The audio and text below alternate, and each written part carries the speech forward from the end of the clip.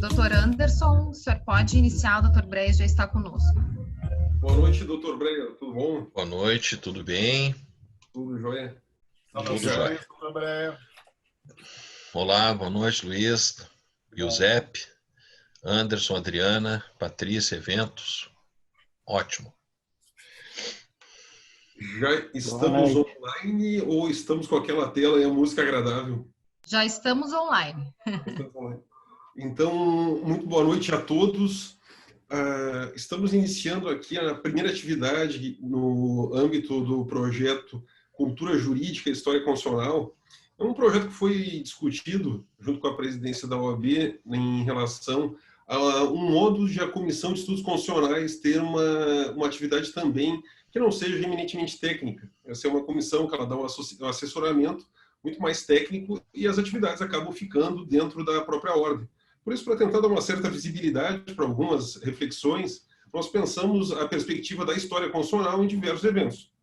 Faremos ali no final de agosto uma outra atividade, e agora nesse momento de julho, que é um momento que muitas às vezes estão com atividades suspensas, principalmente no meio acadêmico, nós propusemos ali, inclusive conversamos com o Dr. Breyer, ele gostou muito da iniciativa, da gente trabalhar a ideia do autoritarismo nessa sua vertente mais extrema, que é o fascismo, e como nós temos limitações constitucionais aqui no Brasil que vedam essas possibilidades. Trabalhar isso em grandes filmes, em grandes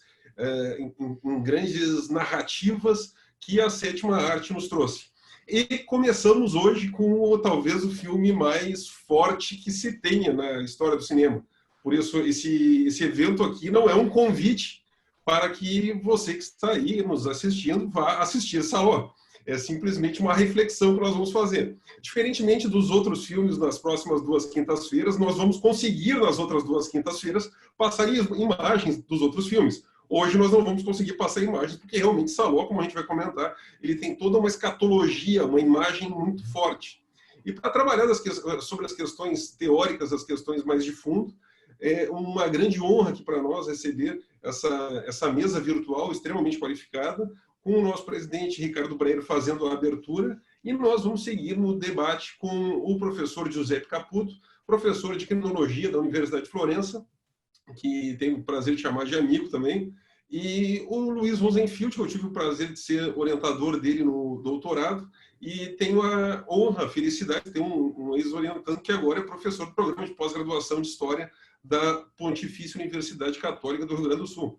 Estamos, então, com colaboradores, todos eles muito vinculados à perspectiva do autoritarismo e à ideia do fascismo.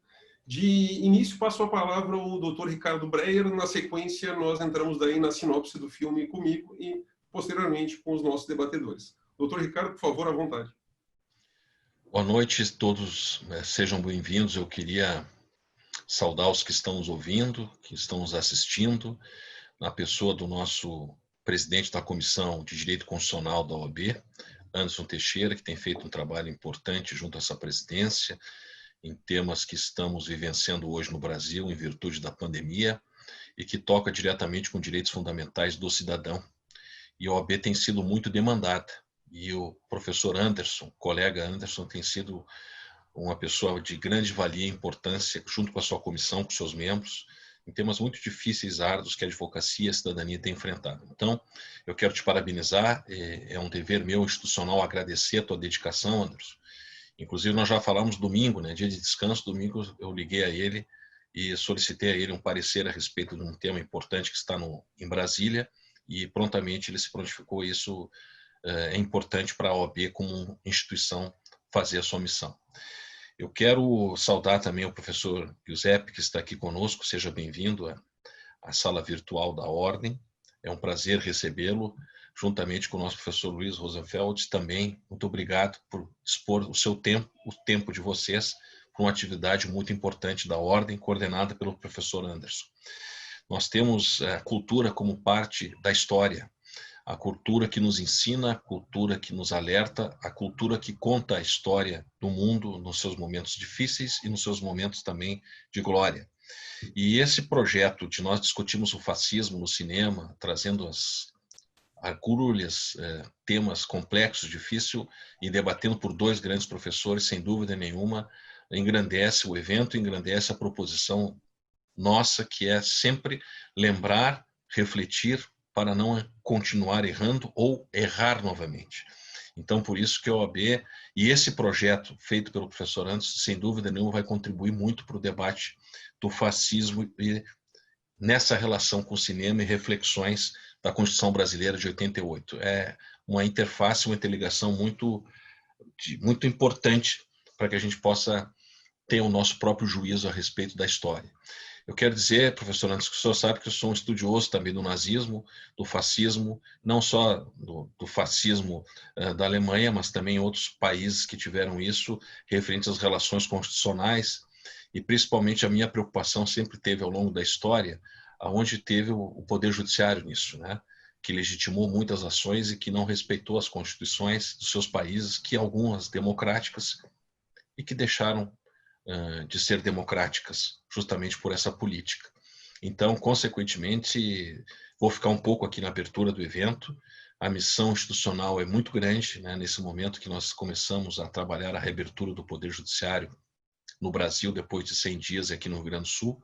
E eu só tenho mais uma vez a agradecer e fico muito feliz de poder participar dessa abertura desse projeto, que hoje é o pontapé inicial e que nós vamos seguir adiante e que tenho certeza que terá êxito e vamos aproveitar, Anderson, e também em outros temas na frente, fazer essa relação importante. Constituição, direitos fundamentais, cinema e história, né? Sempre é bom debater sobre isso. Mais uma vez, muito obrigado, professor Giuseppe, professor Rosenfeld, Anderson, por tua disponibilidade, teu trabalho, e que possamos ter uma noite aí de grandes conhecimentos de todos nós. Muito obrigado, doutor Ricardo, em especial pela consideração pessoal que é recíproca de minha parte. Nós estamos com essa convivência aí desde o ano passado, minha primeira participação na Ordem, e realmente a gente tem uma série de temas que são temas delicados, e fico muito feliz assim, de estar nesse contato com o colega. E são sempre temas que, felizmente, nós conseguimos encaminhar, e o senhor muito prudentemente, quando socializa com sabedoria, mas quando eles chegam, a cidadania, ela procura a ordem. Isso é uma felicidade que a gente tem na advocacia, de ser procurados pela cidadania. O senhor é ali a primeira porta de entrada, que é a presidência. Por isso é uma satisfação a gente estar sempre envolvido nesse debate. E hoje, aqui nesse evento, tem a sua presença, ainda que tenha que se retirar, naturalmente, imagino, já veio de uma outra reunião para agora, mas outras iniciativas certamente nós vamos fazer, e também aproveitar o seu conhecimento, em especial as garantias do advogado, que é aquela temática que a gente vai discutir depois lá em agosto, nesses regimes, em regimes autoritários, essas garantias também em face do judiciário, que é uma outra dificuldade sobre a qual nós tínhamos falado no domingo. Por isso, muito obrigado pela sua presença. Seguindo aqui pela ordem, nós propusemos fazer uma abordagem geral do filme. A contextualização é o primeiro ponto que eu gostaria de colocar para vocês que nos assistem. O Pier Paolo Pasolini, ele é um cineasta que conseguiu fazer uma carreira muito interessante nos anos 60, nos anos 70 na Itália, porque ele fez recriações de grandes histórias, de grandes narrativas, seja do Boccaccio com o Decameron, que é uma comédia, um filme excelente, e ele atribuiu o senso dele, a percepção dele para todas essas narrativas, à medida que ele ia recriando aquelas histórias. Por isso, o Decameron é talvez o mais conhecido e o facilmente assistível, sem nenhum problema de indigestão, o filme que o Pasolini faz, e talvez deva ser o mais popular. E já foi regravado por outras vezes, agora no Netflix tem uma gravação do Decameron, uma regravação, eu acho que desse ano, de 2020. O que o Pasolini ele tem de diferente em relação aos demais diretores? Ele era roteirista, ele era escritor, era romancista, e era um diretor que ele percebia os detalhes de pessoas que não eram atores, e convidava essas pessoas para os filmes. E quando ele faz o Salò, ele faz num momento em que a Itália está vivendo uma espécie de saudosismo em face do nazismo, do fascismo. Nós estamos com movimentos neofascistas na Itália nesse período, e aí nós chegamos em algumas conturbações assim políticas bastante importantes, E quando o Pasolini pensa fazer esse filme, é nos anos de 72, 73. O filme é feito com pouquíssimos recursos. Ele é feito com amigos, com aí, pessoas íntimas do círculo do Pasolini. E o filme tem um orçamento ali que muitos colocam que seria equivalente a $10 mil hoje em dia, para vocês terem ideia de tão baixo que foi o orçamento desse filme. E qual é a sinopse, basicamente? Ele traz aquela história do Marquês de Sade, uma história bastante conhecida, 120 Dias de Sodoma. A história do Marquês de Sade, ela data lá de 1785, e são 4 libertinos da alta corte francesa que querem pegar 40 jovens para satisfazer todas as suas sevícias sexuais. E o Sade faz uma série de narrativas disso, mas a representação política não é tão forte nesse texto originário do Sade. O que o Pasolini faz, que a meu ver é genial? Ele pega as grandes instituições do fascismo, que por um lado é o governo, representado ali no presidente, e a figura do presidente é genial, porque ele inclusive de certo modo, ele tem um estrabismo marcante, e ele de certo modo se comporta como se tivesse algum grau marcante de deficiência intelectual. E ele faz piadas assim, tipo a piada do é para ver ou para comer, a piada do para ver ou para comer. Ele tem um humor que é uma coisa muito, muito simplória. E ele envolve todos naquelas manias, tanto que o primeiro momento do filme é isso, o círculo das manias, naquelas manias muito simplórias, muito baixas. Por exemplo, uma coisa que faz ele rir muito é quando ele baixa as calças e mostra suas nádegas para os comensais que dividem a mesa com ele. Por isso, a figura do presidente é a figura muito exemplificativa do político. Basicamente, é isso que o Pasolini quis assim, de colocar de uma forma muito escatológica. Por outro lado, ele traz ali uma representação que era o único ator, e era um ator já relativamente conhecido na Itália, que é a figura do juiz. A figura do juiz é interessante, porque ela é uma figura de legitimação. E esse é o ponto que depois a gente pode discutir aqui com os colegas. O juiz ele acaba sendo alguém que, dentro de um discurso, numa conversa, ele legitima aquele processo que está acontecendo ali. Aquela tortura, aquele ato que está acontecendo. Ele é uma espécie de argumento de autoridade na encenação. O outro ator, e esse ator é o mais conhecido de todos, é o que representa a nobreza, é o Duque. O Duque é uma figuraça assim, do filme, porque ele tem um sadismo muito próprio. Ele não chega, o Pasolini não explora tanto a homossexualidade quanto ele explora no juiz e no banqueiro. Mas o Pasolini explora muito essa finesse, essa nobreza que o Duque teria. E o Duque acaba sendo o grande protagonista do filme. É aquele o barbudo que aparece em várias cenas. E o quarto elemento é o banqueiro. O banqueiro também tem um ar de legitimação. Por isso, são os 4 lados da sociedade que o Pasolini tenta ilustrar com esses personagens muito, muito, muito caracterizados. O que eles fazem? O primeiro ato, que é a antessala do inferno, quando o filme começa, ele começa com a chamada antessala do inferno. Ali os 4 senhores estão sentados numa mesa, olhando a lagoa da cidade de Salò. Salò é uma cidade ao nordeste da Itália, e eles discutem como vão ser esses 120 dias, esses 4 meses, com esses jovens. E eles estabelecem algumas regras que estão postas no livro das regras, que é um livro que encerra esse primeiro ato. E depois a câmera desfoca e vai lá para o lago. A partir de então, inicia-se a caça aos 40 jovens. São 20 meninos e 20 meninas. Alguns muito jovens dão até a impressão de que teriam 12, 13, 14 anos, e o mais velho, a mais velha deve ter 20 anos. Eles são raptados naquela simbologia de chega o exército, prende, coloca dentro do carro, leva você não sabe o que está acontecendo, e depois são todos levados para o fim desse ato da antessala do inferno, são levados para essa casa, onde o filme vai se passar. E aí começa o primeiro círculo, que é o círculo das manias. Esse círculo é bastante interessante porque é onde o regime ele precisa colocar um novo modo de ser. ele faz a implementação daquilo que ele quer. E ali nós temos as 4 prostitutas que trazem as suas narrativas, os seus contam as suas histórias, e a partir desse momento você vai tirando a identidade daqueles jovens, tirando a identidade, criando um corpo coletivo. O segundo círculo é o círculo que eu vou me permitir colocar aqui, uma palavra de baixo calão, mas está no original, tanto que a escatologia vem disso, é o círculo da merda, tanto que vem com Girone das fezes.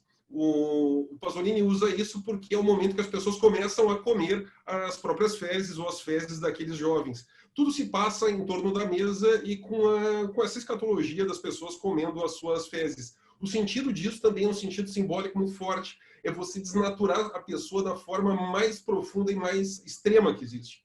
Por isso, esse é o momento mais tenso do filme. E o Pasolini se valeu de chocolate belga. Por isso, como não tinha atores, a maioria era ator, não era ator, eram conhecidos, amigos, eram jovens, a gente percebe a pessoa comendo com até um certo gosto aquilo que supostamente é fezes, mas é um chocolate belga muito bem feito. E aí o terceiro círculo, e esse eu não vou contar detalhes, é o último, é o círculo da morte. É o círculo da purificação. O fascismo trabalha muito claramente com a lógica de que nós somos o todo e nós somos puros. E ou nós convertemos os impuros, ou os impuros vão ter que ser eliminados. E aí a parte realmente que o Pasolini se valeu de um amigo que era médico legista para tentar elaborar aquelas peças, a língua do rapaz. Tem toda uma série de membros e de torturas que são brilhantemente feitas, assim, com câmera focada, e é a parte, eu acho, mais... O Giuseppe disse que olhou o filme ontem à noite e não conseguiu dormir. Realmente, o filme, você chega nessa fase, quem consegue chegar nessa fase, no círculo de sangue, no círculo da morte, no círculo de sangue, acaba tendo esse choque. E termina o filme, não vou contar detalhes assim de como termina, mas ele termina de um modo que para mim me incomodou muito durante a minha juventude, que eu era bastante politizado, me considero uma pessoa bastante politizada, trabalho com direito constitucional, com ciência política, e na minha juventude aquilo para mim foi muito complicado. Termina com 2 jovens, talvez os mais jovens que o regime tenha cooptado, 2 meninos, como se eles tivessem criado uma filia, uma amizade naquele processo extremamente bárbaro, uma coisa horrorosa, uma espécie de portão do inferno que se abriu, e ali eles seriam o futuro. Mas são jovens assim de rostos, podia ser o filho nosso, sabe? De rostos simples, assim, semblantes amenos. Eles não têm aquela carga pesada, eles não representam aquele horror que os 4 senhores, as 4 autoridades representam. Essa é a parte que me incomodou sempre muito. Eu vi o filme ano passado, resolvi até fazer um evento, depois mudei de ideia, mas ali é o ponto que depois quero colocar para os colegas, se seria cíclico o fascismo, porque o fascismo ele trabalha com elementos muito pessoais, ele trabalha com o protagonismo do indivíduo. Como é que eu poderia agora ter uma juventude fascista? E o filme dá essa ideia de que seria possível um novo ciclo, um ciclo feito por jovens que talvez não fossem tão cruéis e talvez tivesse a esperança. Esse basicamente é o retrato do filme, a sinopse que eu tentei fazer aqui em até 10 minutos. Agora as questões mais teóricas, mais políticas, nós vamos dividir. Nós fizemos uma combinação aqui antes em relação à sequência dos temas, e eu vou passar de imediato ao professor Giuseppe Caputo para a sua primeira abordagem. Na sequência, professor Luiz Rosenfield. Professor Giuseppe, por favor, à vontade. Obrigado novamente pela presença. Boa noite a todos e todas. Quero agradecer muito ao professor Anderson pelo convite, é sempre um prazer. E quero especialmente agradecer ao presidente da OAB, Ricardo Breyer, e ao colega Luiz Rosenfield, especialmente pela sensibilidade de enfrentar uma temática assim complexa e, infelizmente, também muito atual. Eu queria iniciar lembrando uma parte do filme, quando o Duque afirma em um ponto: nós fascistas somos os únicos anarquistas verdadeiros. Naturalmente, depois que assumimos o Estado. De fato, a única anarquia verdadeira é o poder. Acho que esta frase, melhor do que qualquer outra, é capaz de entender qual era a essência do fascismo italiano.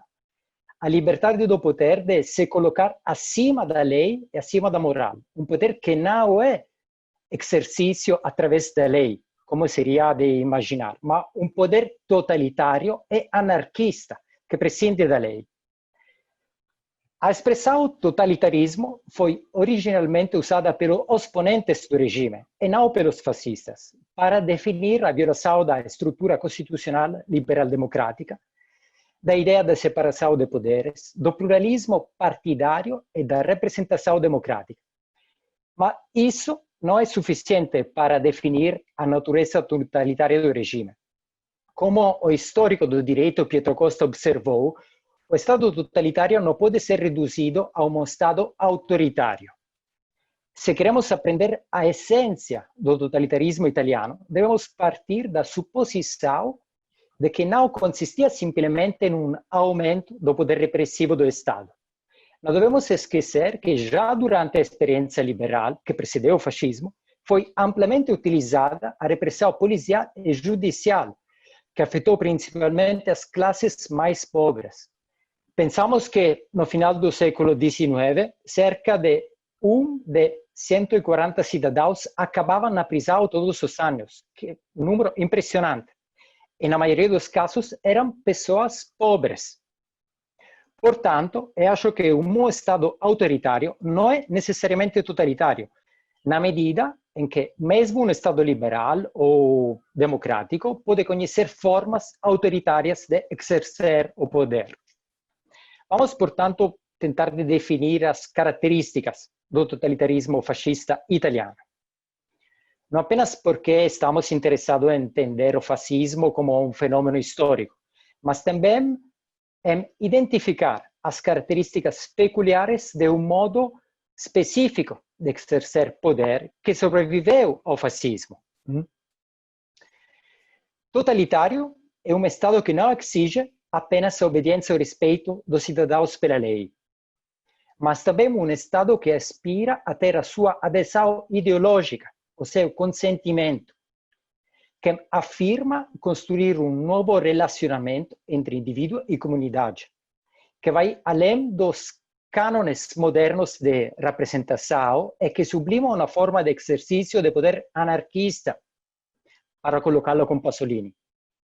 Um poder que também pode ser baseado em um voto democrático, mas que também pode ignorá-lo, pois é um poder que busca criar um relacionamento perverso, quase de intimidade e de cumplicidade entre governantes e governados, como é no fim do Pasolini. Como na sua representação extrema, surreal e distópica. Mas como você constrói um relacionamento tão íntimo entre governantes e governados? A base, acho que é a criação de uma imaginação coletiva hostil, feita de perigos que ameaçam a sociedade e a comunidade. Perigos que servem para induzir um sentimento de insegurança e suprir uma necessidade irracional de proteção. Perigos que vêm de fora, como uma crise econômica ou uma guerra. Mas, antes de tudo, acho principalmente, perigos que emergem do interior do corpo social e do limite do Estado. Vemos os perigos internos. O totalitarismo italiano usou campanhas populistas destinadas a criar inimigos internos, inimigos da tradição, ameaças da identidade cultural, campanhas destinadas a produzir sentimentos de medo pela diversidade e de xenofobia. Esse tipo de política, ontem, mas como hoje, cria um clima social que aumenta a demanda pelo Estado de controle e de punição. Exige que o Estado satisfaça esta demanda, em alguns casos, mesmo sem ter que adotar leis repressivas. É muito importante lembrar que o Código Penal fascista do ano 1930, que é frequentemente lembrado como um símbolo do Estado autoritário, como código que, por meio de medidas de segurança, autorizou novas limitações da esfera pessoal e psíquica dos indivíduos. Mas Já pelo menos 5 ou 6 anos anteriores, do Código Penal de 1930, a polícia e o judiciário já haviam aumentado muito a atividade de controle para responder a esta demanda de políticas repressivas, quase sem necessidade de novas leis, somente com fundamento num clima social produzido pela propaganda. Os perigos externos. O totalitarismo, da origem, pelo menos, foi caracterizado por uma aversão ao parlamentarismo, crítica aos partidos tradicionais, acusadas de fazer os interesses da elite, uma crítica flagrante da política, das instituições republicanas, acusadas de imoralidade e incapacidade de cuidar dos interesses da classe média, vivenciados pela crise econômica produzida pela Primeira Guerra Mundial e pela Grande Depressão do ano 1929, como Polanyi lembrou no seu trabalho Grande Transformação. O totalitarismo fascista partiu de um sentimento antipolítico, que era presente sobretudo na classe média da época, que se assemelha ao mesmo sentimento que se manifestou no contexto republicano também, pelo menos 2 vezes, em relação à crise do sistema econômico liberal.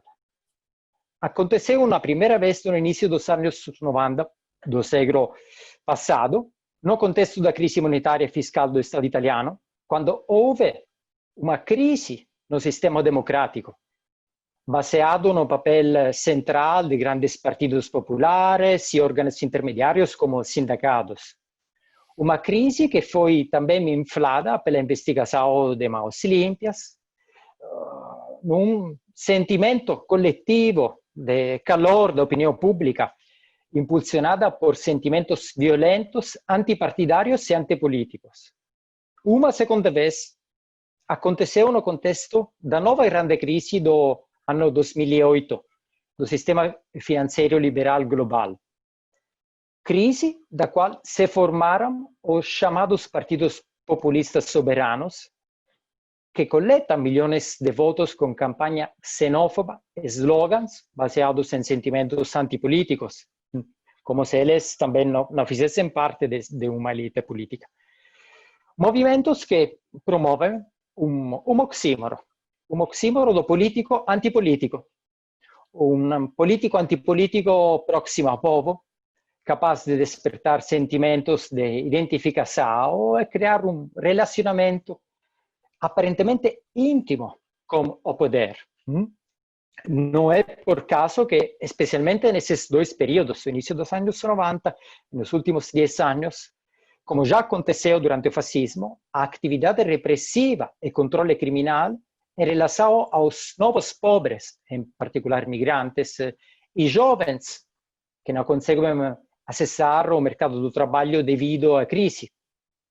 De um cálculo que eu fiz recentemente, todos os anos, cerca de 200.000 indivíduos na Itália, a maioria estrangeiros e jovens italianos, são submetidos a alguma medida de controle criminal. Novos inimigos externos e internos. Mas é muito importante lembrar que a construção do totalitarismo não passa apenas pela reprodução de inimigos e de perigos. Não devemos esquecer que o fascismo construi uma forma de Estado social totalitário, que é a base do Estado social democrático, que foi construído nas cinzas das políticas sociais fracassadas do Estado liberal. O Estado totalitário do bem-estar, pelo menos na década seguinte à Grande Depressão do ano 1929, prosseguiu um programa de reformas que visava harmonizar o sistema de previdência e assistência social. O regime fascista exigia que todos os cidadãos se sacrificassem pelo trabalho e contribuíssem para o crescimento da nação. E, em troca, o Estado social totalitário oferecia a eles seguro social público, como contra o desemprego ou a velhice. Instituições nacionais de previdência social e prevenção de acidentes nasceram durante o fascismo, com o mesmo nome que fica hoje. Sacrifique e trabalhe em troca de ajuda para sobreviver. E isso fecha um círculo. Primeiro, a produção de perigos, depois o medo e, finalmente, a proteção.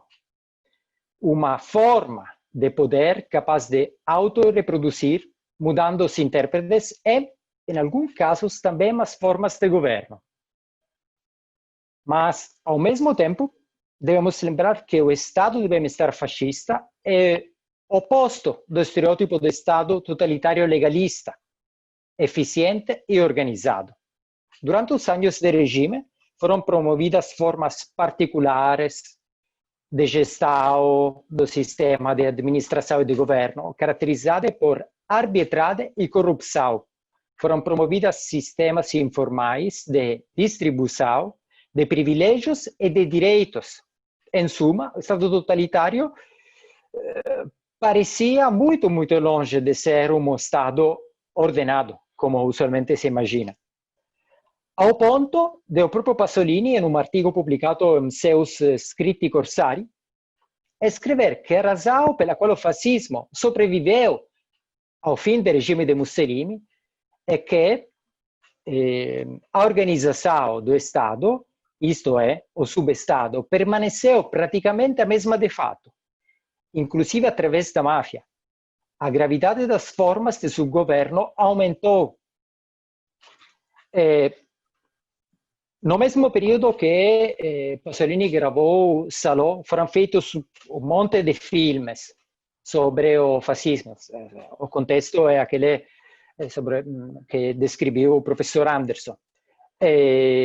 Existem, por isso, inúmeros filmes produzidos após o fim do regime que mostram essa continuidade básica entre a experiência de governo fascista e a experiência de governo republicano. Não estou falando da forma de governo, estou falando da experiência de governo.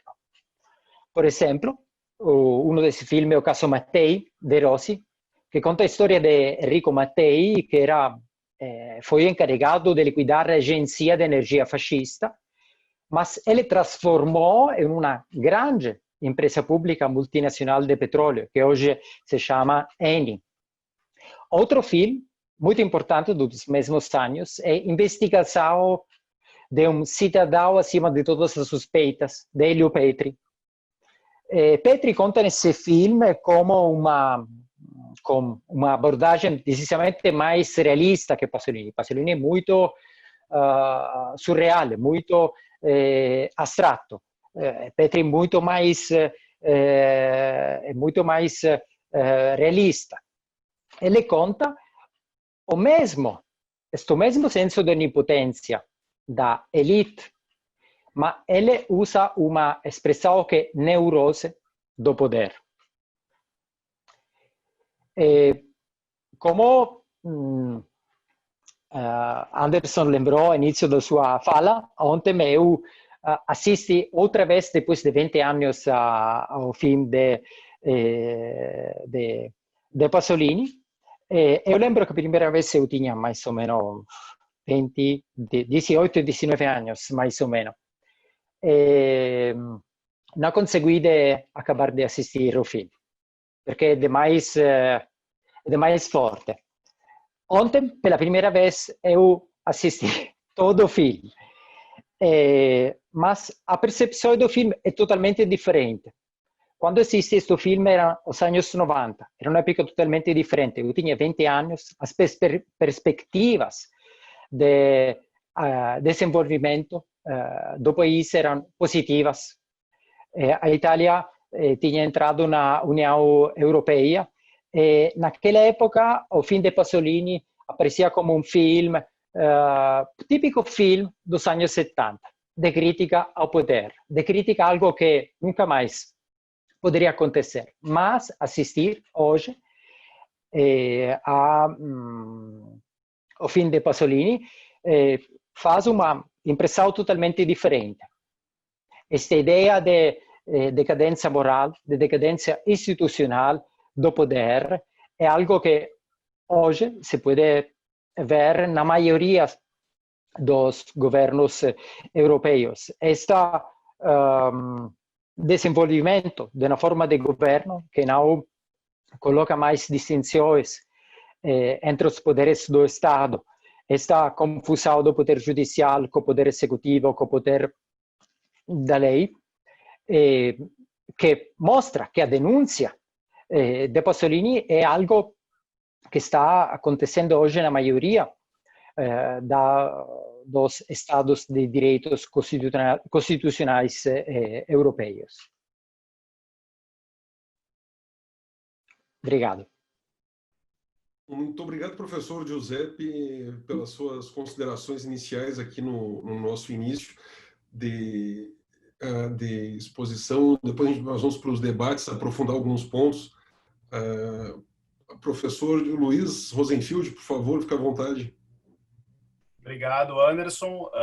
Primeiro, gostaria de agradecer o convite. Fico muito contente com essa atividade. Gostaria de saudar o Dr. Breyer, que teve que sair mais cedo. Professor Caputo, obrigado pela sua explanação muito focada na realidade italiana.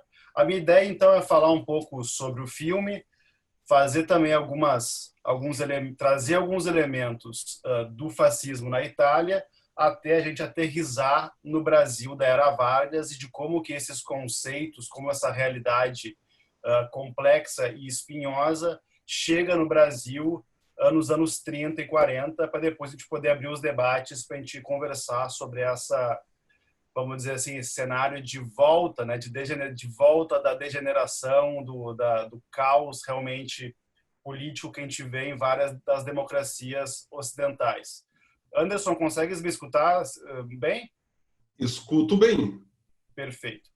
Então, assim, quando eu recebi o convite do professor Anderson para falar sobre Saló, a minha primeira reação foi, nossa, isso diz muito sobre a realidade que nós vivemos. Então, falar sobre Saló, os 120 Dias de Sodoma, é realmente ser convidado para falar de um filme de terror.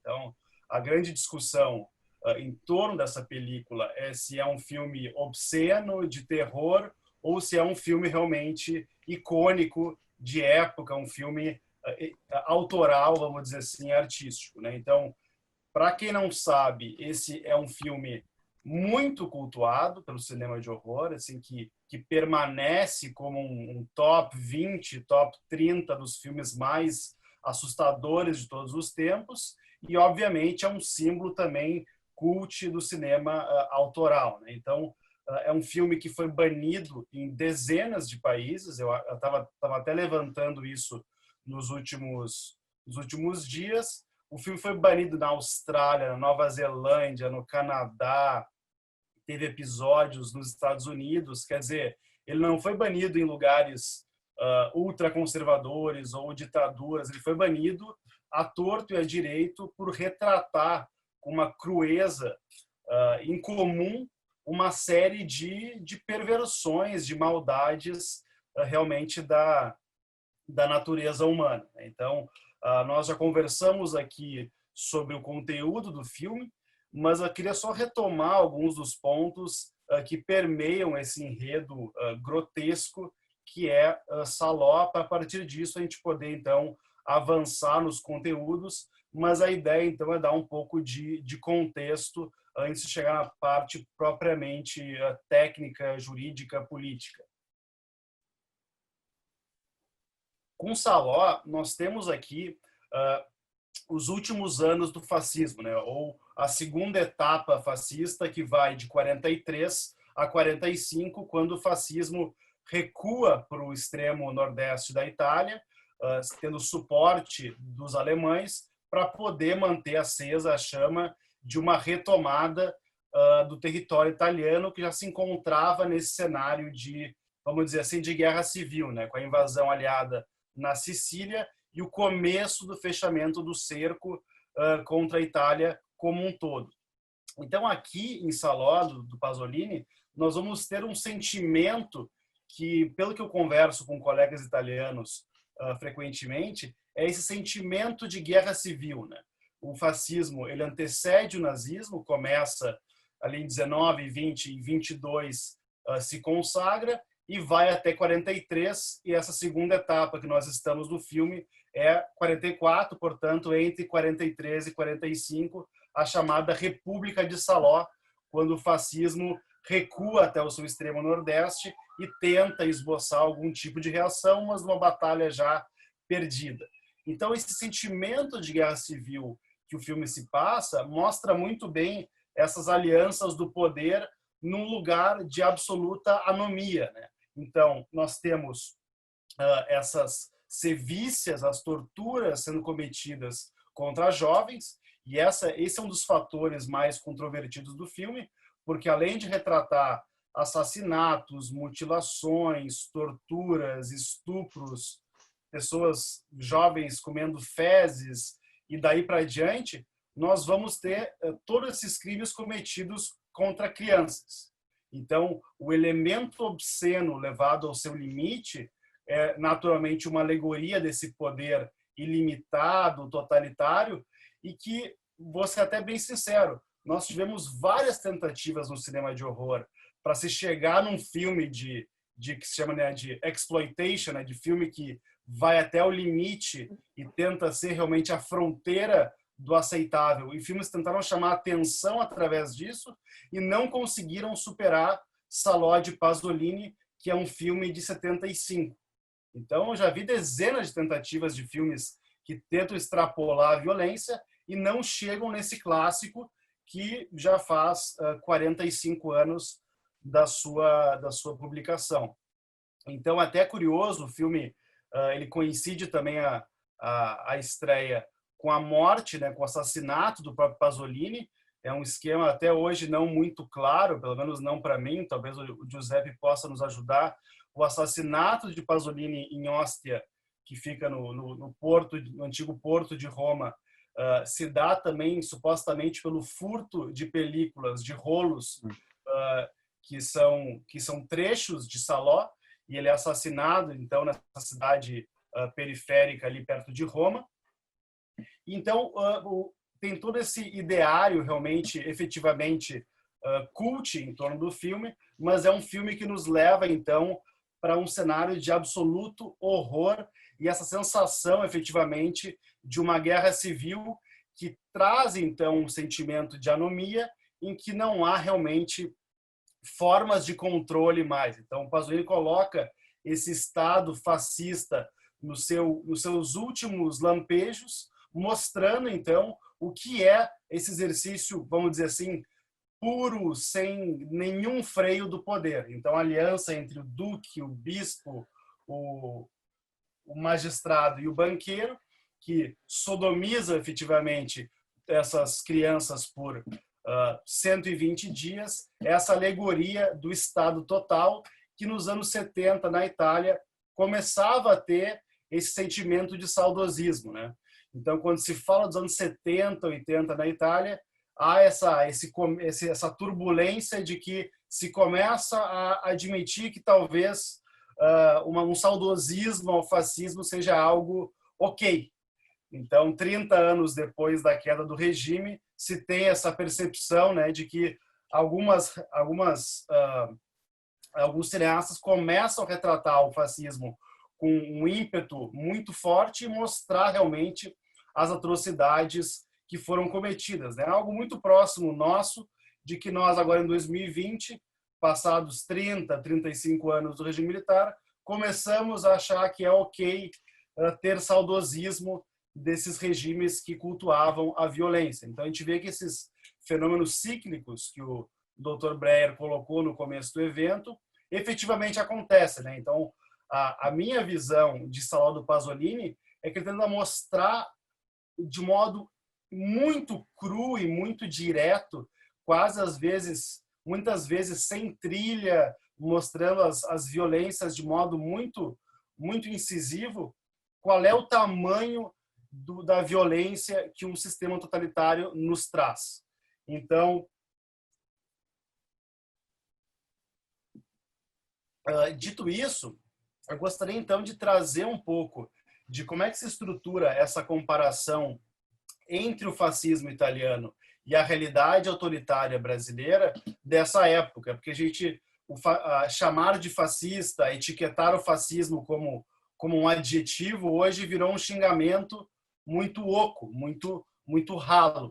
E a gente perde de vista tanto o que o professor Giuseppe comentou de como o fascismo se estruturou na Itália, efetivamente, nos anos 20, 30 e 40, mas nós também perdemos de vista como que se dá a recepção do fascismo no campo do direito no Brasil nos anos 30. Então, a gente geralmente pensa, né, no movimento integralista, no partido integralista, que era o grande movimento de massa dos anos 30 no Brasil, nossos camisas verde, de Plínio Salgado, Gustavo Barroso e Miguel Reale, mas a gente esquece, por vezes, que o fascismo já era uma influência no Brasil desde o final dos anos 20 e no começo dos anos 30 já fazia parte do ideário político, jurídico e intelectual no Brasil. Então, o Brasil experiencia nesses anos, por exemplo, o Francisco Campos, que tenta criar uma legião fascista em Minas Gerais, a chamada Legião Liberal Mineira, que depois vai ter outras ramificações de âmbito nacional, mas, por exemplo, Campos, que depois vai ser o redator da polaca da Constituição de 37, eles tentam estabelecer um racha no Partido Republicano Mineiro e criar uma legião fascista em Minas Gerais, com Gustavo Capanema e outros nomes tradicionais, inclusive, da oligarquia mineira. Nós vamos ter também a Legião do Trabalho no Ceará, vamos ter várias manifestações menores, e o integralismo é só o ponto culminante de uma recepção dos conceitos do fascismo, dos livros, da literatura, das obras de direito. Então, a gente vai perceber durante o varguismo que a gente tem esse movimento fascista que não é exitoso, que tenta um golpe em 38 e depois se desmancha e muitos se exilam e vão para fora do Brasil e o movimento se desmancha, mas, como o Giuseppe falou, nós vamos ter, então, essa característica social desse sistema que no Brasil não é totalitário, mas é autoritário. Então, esse welfare state fascista, ele chega no Brasil de vários modos. Então, a ideia corporativista italiana, ela chega no Brasil com uma força considerável. Então, a ideia de Vargas, especialmente a partir do Estado Novo, de ter um presidente que sequer precisa de um partido. No caso da Itália totalitária, existiu o Partido Fascista. Vargas prescinde de um partido, faz um poder pessoal exclusivo no executivo, e a partir disso ele diz: eu não preciso sequer do legislativo, eu preciso de corporações.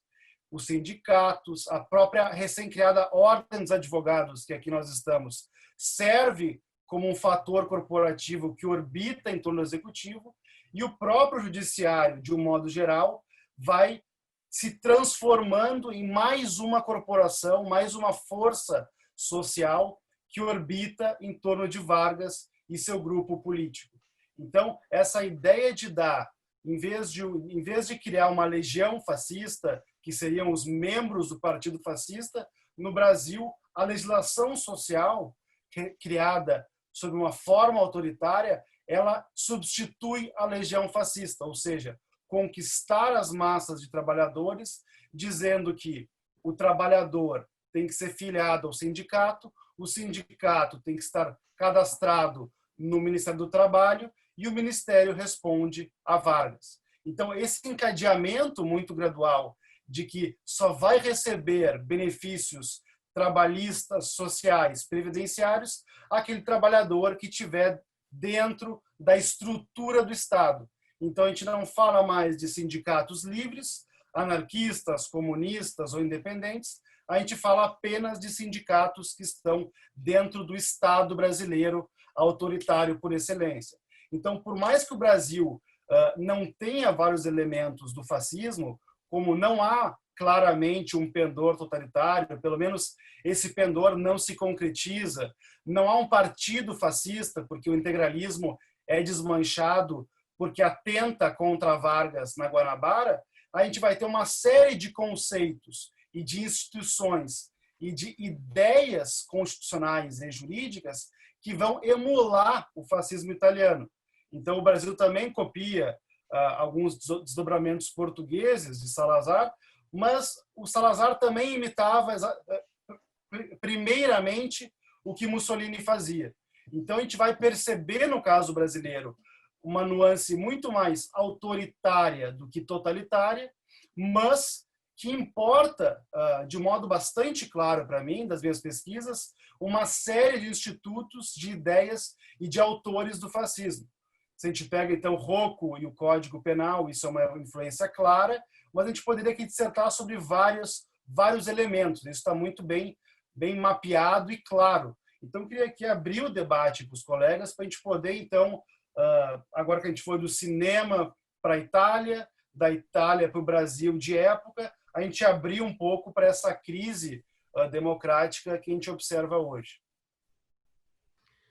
Muito obrigado, professor Luiz. Eu vou propor nos tratarmos pelos primeiros nomes para tornar um pouco mais informal, principalmente porque estão chegando alguns comentários em relação a alguns comentários, algumas perguntas. Eu acredito que os colegas também consigam ver. Vamos tentar contemplar todas na medida do possível.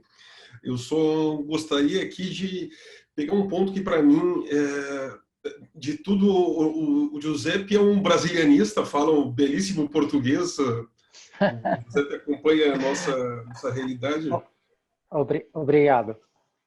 Ano passado ficou aqui, nós tivemos o prazer de receber ele na Unicinos para algumas atividades. Ele também teve algumas atividades na PUC, acabou transitando aqui no Rio Grande do Sul. Ele ficou um período aqui no Brasil para concluir um livro, com uma bolsa de pesquisa, inclusive. E eu acredito que a dimensão, talvez, de alguns questionamentos que se faz hoje, e não é hoje, se vem fazendo aos 5, 6, 7 anos aqui no Brasil, eu tenho mais ou menos um divisor de água histórico que talvez no futuro fique marcado, que são aquelas jornadas de junho de 2013. A partir dali nós começamos a questionar muita coisa. Mas a gente tem questionado tanta coisa que agora tem até um movimento monarquista no Brasil. E o sujeito que se alega o futuro monarca tem mandato como deputado federal. Por isso, a gente não tem mais tantos conceitos como conceitos centrais. E aqui com esse projeto, com essas 3 noites, a Constituição de 88 nossa, ela tem algumas balizas, ela tem antídotos que simplesmente eles têm a capacidade de tolher pretensões autoritárias.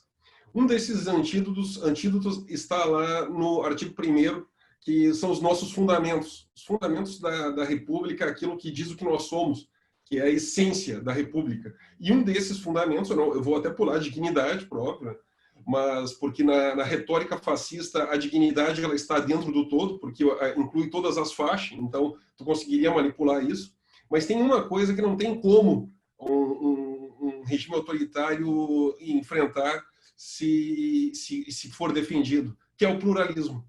E o nosso constituinte foi muito preciso nesse sentido. Não vou retomar aqui a discussão da época, mas foi um ponto assim que entenderam ser inclusive transversal no texto constitucional. O pluralismo deve ser político. Multiculturalismo já se falava naquela época. Mas aí multiculturalismo você protege com dignidade, com isonomia, com outros direitos, com o caput do artigo 5º, que define os direitos fundamentais, os direitos e garantias individuais, colocando todas aquelas vírgulas, sem preconceito de raça, cor, gênero, religião, gênero. Você resolve isso em outros aspectos. Mas tem uma coisa muito mais central, que é o pluralismo político. E outro aspecto que também eu colocaria para provocar um pouco os colegas, a questão da separação de poderes. Nós não temos aqui no Brasil, no artigo 2º, apenas uma previsão solta. Nós temos ali um artigo que engendra toda uma máquina dogmática dentro do texto constitucional, onde eu tenho, antes de tudo, controles recíprocos entre poderes. E esses controles, eu sempre vou ter um poder com alguma instância de controle sobre outro, e eu vou ter os controles internos dentro dos poderes. Tanto que eu tenho o Tribunal de Ética até na Presidência da República, eu tenho uma comissão de ética na Presidência da República, eu tenho corregedoria em tudo que é tribunal, eu tenho tribunal de ética nos poderes legislativos todos no Brasil, tem que ter um tribunal de ética, por isso eu tenho os controles internos e eu tenho os controles recíprocos. Minha pergunta que eu faço para os colegas é a seguinte: há na construção do Partido Fascista, a pretensão de primeiro pegar os lados mais frágeis. E as faixas, o fascismo vem de faixas da sociedade. E era o contadino, o agricultor, era o operário, eram aqueles que estavam sofrendo muito com o final da Primeira Guerra Mundial. E o movimento ele foi ganhando essas pessoas, aquelas pessoas que tinham uma dificuldade muito grande de subsistência numa crise econômica fortíssima que a Itália viveu com o final da Primeira Guerra Mundial. E esse movimento ele se organiza como um partido, o Partido Nacional Fascista. E ele vai para uma primeira eleição, eu estou aqui com uma história do fascismo, tem algumas imagens, já que a gente a gente até pode, mas seria desagradável colocar imagens do Saló. A gente tem aqui a candidatura, perdão, a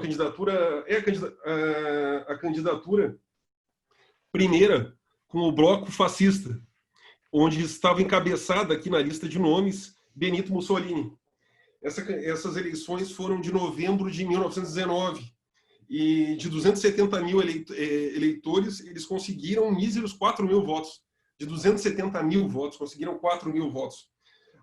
Aqui o movimento ele percebe que eu não vou conseguir via o sistema, eu tenho que ir contra o sistema. Porque o sistema é um sistema parlamentar, isso aqui a gente vive numa monarquia, todo mundo fica idolatrando aquele Vittorio Emanuele III, nós vamos ter que organizar isso de uma forma mais incisiva. E aí foram para a Marcha sobre Roma, a Marcha de Roma, a Marcha sobre Roma, como preferirem.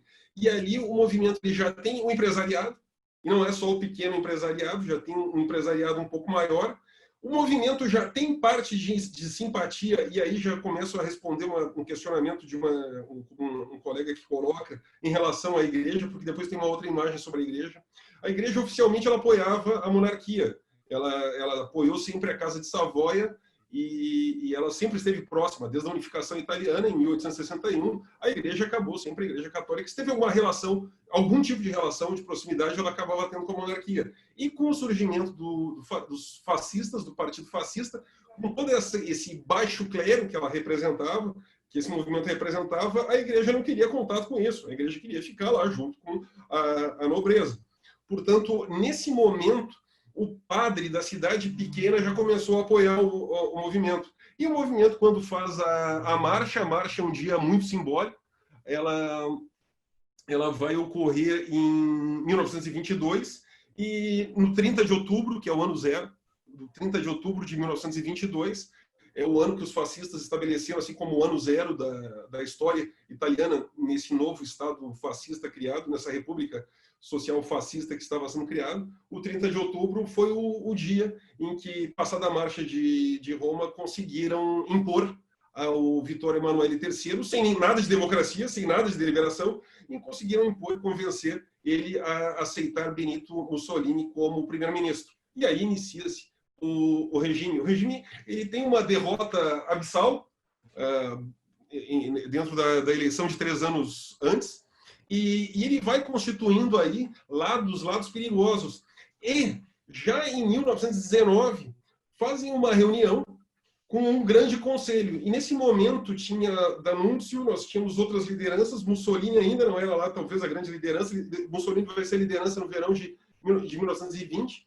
E quando começa Mussolini a fazer as reuniões, e aí já tem o espaço físico, o palácio, me foge o nome, é um palácio em Roma, cujo nome me falta, já começa a ter o espaço físico, são todas reuniões informais, e quando nós vamos ter esse conselho se formando, eu já digo o nome do palácio aqui para vocês, Palácio de Veneza, Palácio Venezia, em Roma. Quando nós vamos ter essas primeiras reuniões ganham uma certa liturgia. E isso que eu acho sensacional no Pasolini. Tem a burocracia. Tu pode estar fazendo uma coisa abominável, mas tu está fazendo isso com uma certa burocracia. Tem um livro de regras. Os 4 fascistas estão lá. E eles faziam as reuniões desse conselho com um pequeno livro de regras e com as atas ao final. E hoje nós temos, a história tem catalogado todas essas atas. Essa reunião de pessoas, pequenas lideranças, acabou formando aquilo que se chama o Grande Conselho, o Grande Concílio Fascista. Por isso, a importância desse conselho foi algo que gerou, como o Luiz refere, inveja em outros autoritários mundo afora. O que o Vargas fez aqui, tudo isso se passa, por favor, quem está nos ouvindo, esqueça a Segunda Guerra Mundial. Tudo isso está passando nos anos 20, o pessoal está pindaíba desgraçada, uma crise econômica terrível, um sofrimento da população. A população... Eu tenho um amigo numa cidade, não vou dizer aonde, do sul da Itália, que eles se chamam até hoje, de modo bastante pejorativo, de mangiacani, porque em determinado momento faltava comida, eles tinham que comer os cães.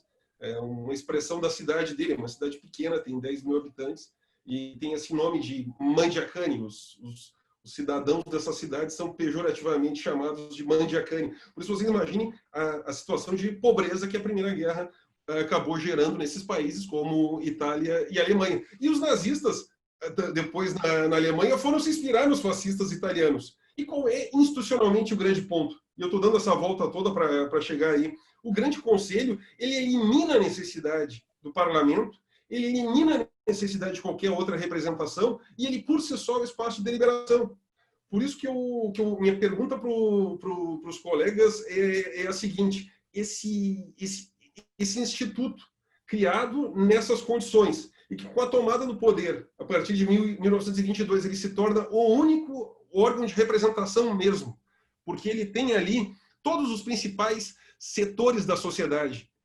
O presidente do Tribunal Especial para a Defesa do Estado, presidente das confederações nacionais, os secretários de Estado, secretários de todos os lados, os presidentes de câmaras legislativas locais, todos os lados estão representados dentro do Grande Conselho. Os presidentes das milícias, as milícias que faziam aquele combate inicial que era importante para você amassar, literalmente, aquele pessoal que vinha de preto para pressionar e para bater fisicamente no seu oponente nas noites, no início, quando o regime surge ali em 1922, 21, 22, 23, para tentar pressionar o seu oponente à força. Minha pergunta é, hoje, 2020, passados 100 anos desse movimento, aqui no Brasil, com esses freios que nós temos, e como um jurista, como o Bruce Ackerman, quando eu tinha proposto esse evento, eu não pensei que aconteceria uma coisa dessa. Bruce Ackerman vai lá e escreve no Correio Brasiliense. Ele que não se compara, por exemplo, ao Giuseppe, em termos de brasilianidade, de conhecer o Brasil, eu não conheço nada que ele tenha escrito sobre o Brasil, ele vai lá e escreve um artigo no Correio Brasiliense, dizendo que nós deveríamos ter uma nova Constituição, que em 2023 ou 2024, seja lá quando for, nós deveríamos fazer uma nova Constituição. Meu medo é de que daqui a pouco a gente faz uma nova Constituição e se cria um grande conselho. Porque eu não quero apontar onde, mas num estado mais ao norte, ao sudeste, conheço, inclusive tenho amigos que são desse grupo. É um grupo de empresários e um grupo de advogados, um grupo que se coloca em vários setores, representantes sindicais, e que tem todo o ar de grande conselho, e que tenta assessorar, já tentou assessorar outros presidentes, e agora tenta guiar os iluminados aqui no Brasil em busca de saída para os nossos problemas institucionais. Por isso, uma nova Constituição, e essa é a minha pergunta para vocês, e qual o limite que nós teríamos hoje para o surgimento de algo assim? E a pergunta que eu faço também para vocês, eu estou superestimando o poder desse grande conselho, do Grande Concílio Fascista? Eu pergunto quem... Eu diria que não, Anderson, porque assim, se nós observarmos assim, a realidade brasileira daquela época comparada à do Grande Conselho, se tentou fazer isso no Brasil, né?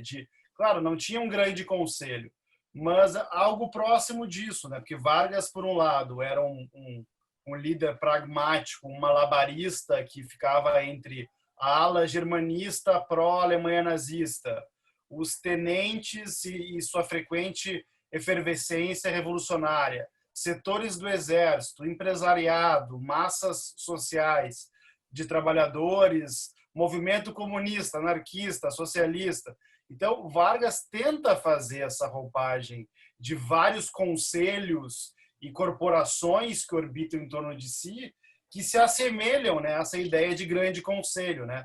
A grande questão brasileira de época, realmente, do Estado Novo, é que Vargas vai dar uma Constituição para o Brasil, né, através de uma outorga escrita majoritariamente pelo Campos, mas ele não vai sequer seguir essa Constituição. Então, por um lado, o Brasil tem um sistema autoritário que amadurece com uma Constituição autoritária. A gente tem vários sistemas autoritários que são mera imposição de força. No caso brasileiro, há uma Constituição. Eu até conversando com o professor Dieter Green na Alemanha sobre como trabalhar essa ideia de tradição constitucional autoritária que o Brasil tem, porque tem duas, a militar emendada em 64 e em 67 e 69 e a do Estado Novo, tem vários países que não têm. A resposta dele foi: olha, o Brasil tem uma Constituição autoritária? Tem. Ela teve uma vigência mais de mês, durou anos? Durou tanto, do professor Green.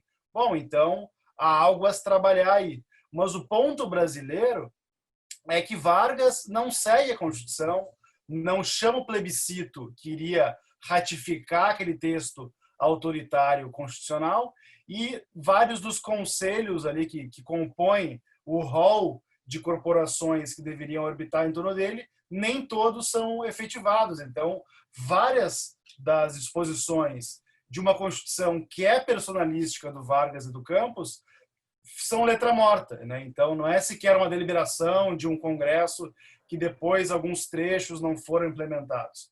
Então, no caso brasileiro, a gente tem essa tradição de tentar jogar o legislativo para o lado e resolver tudo, no caso de Vargas, com o executivo, com as corporações, com o poder judiciário e o Supremo totalmente subjugado e aparelhado pela ditadura. E a gente vai ver como essa tradição brasileira de a cada 20, 30 anos de dissolver o parlamento é recorrente, né? Essa ideia de que daqui a pouco alguns conselhos, algumas forças da sociedade poderiam substituir o parlamento, que para alguns é só parlamentar.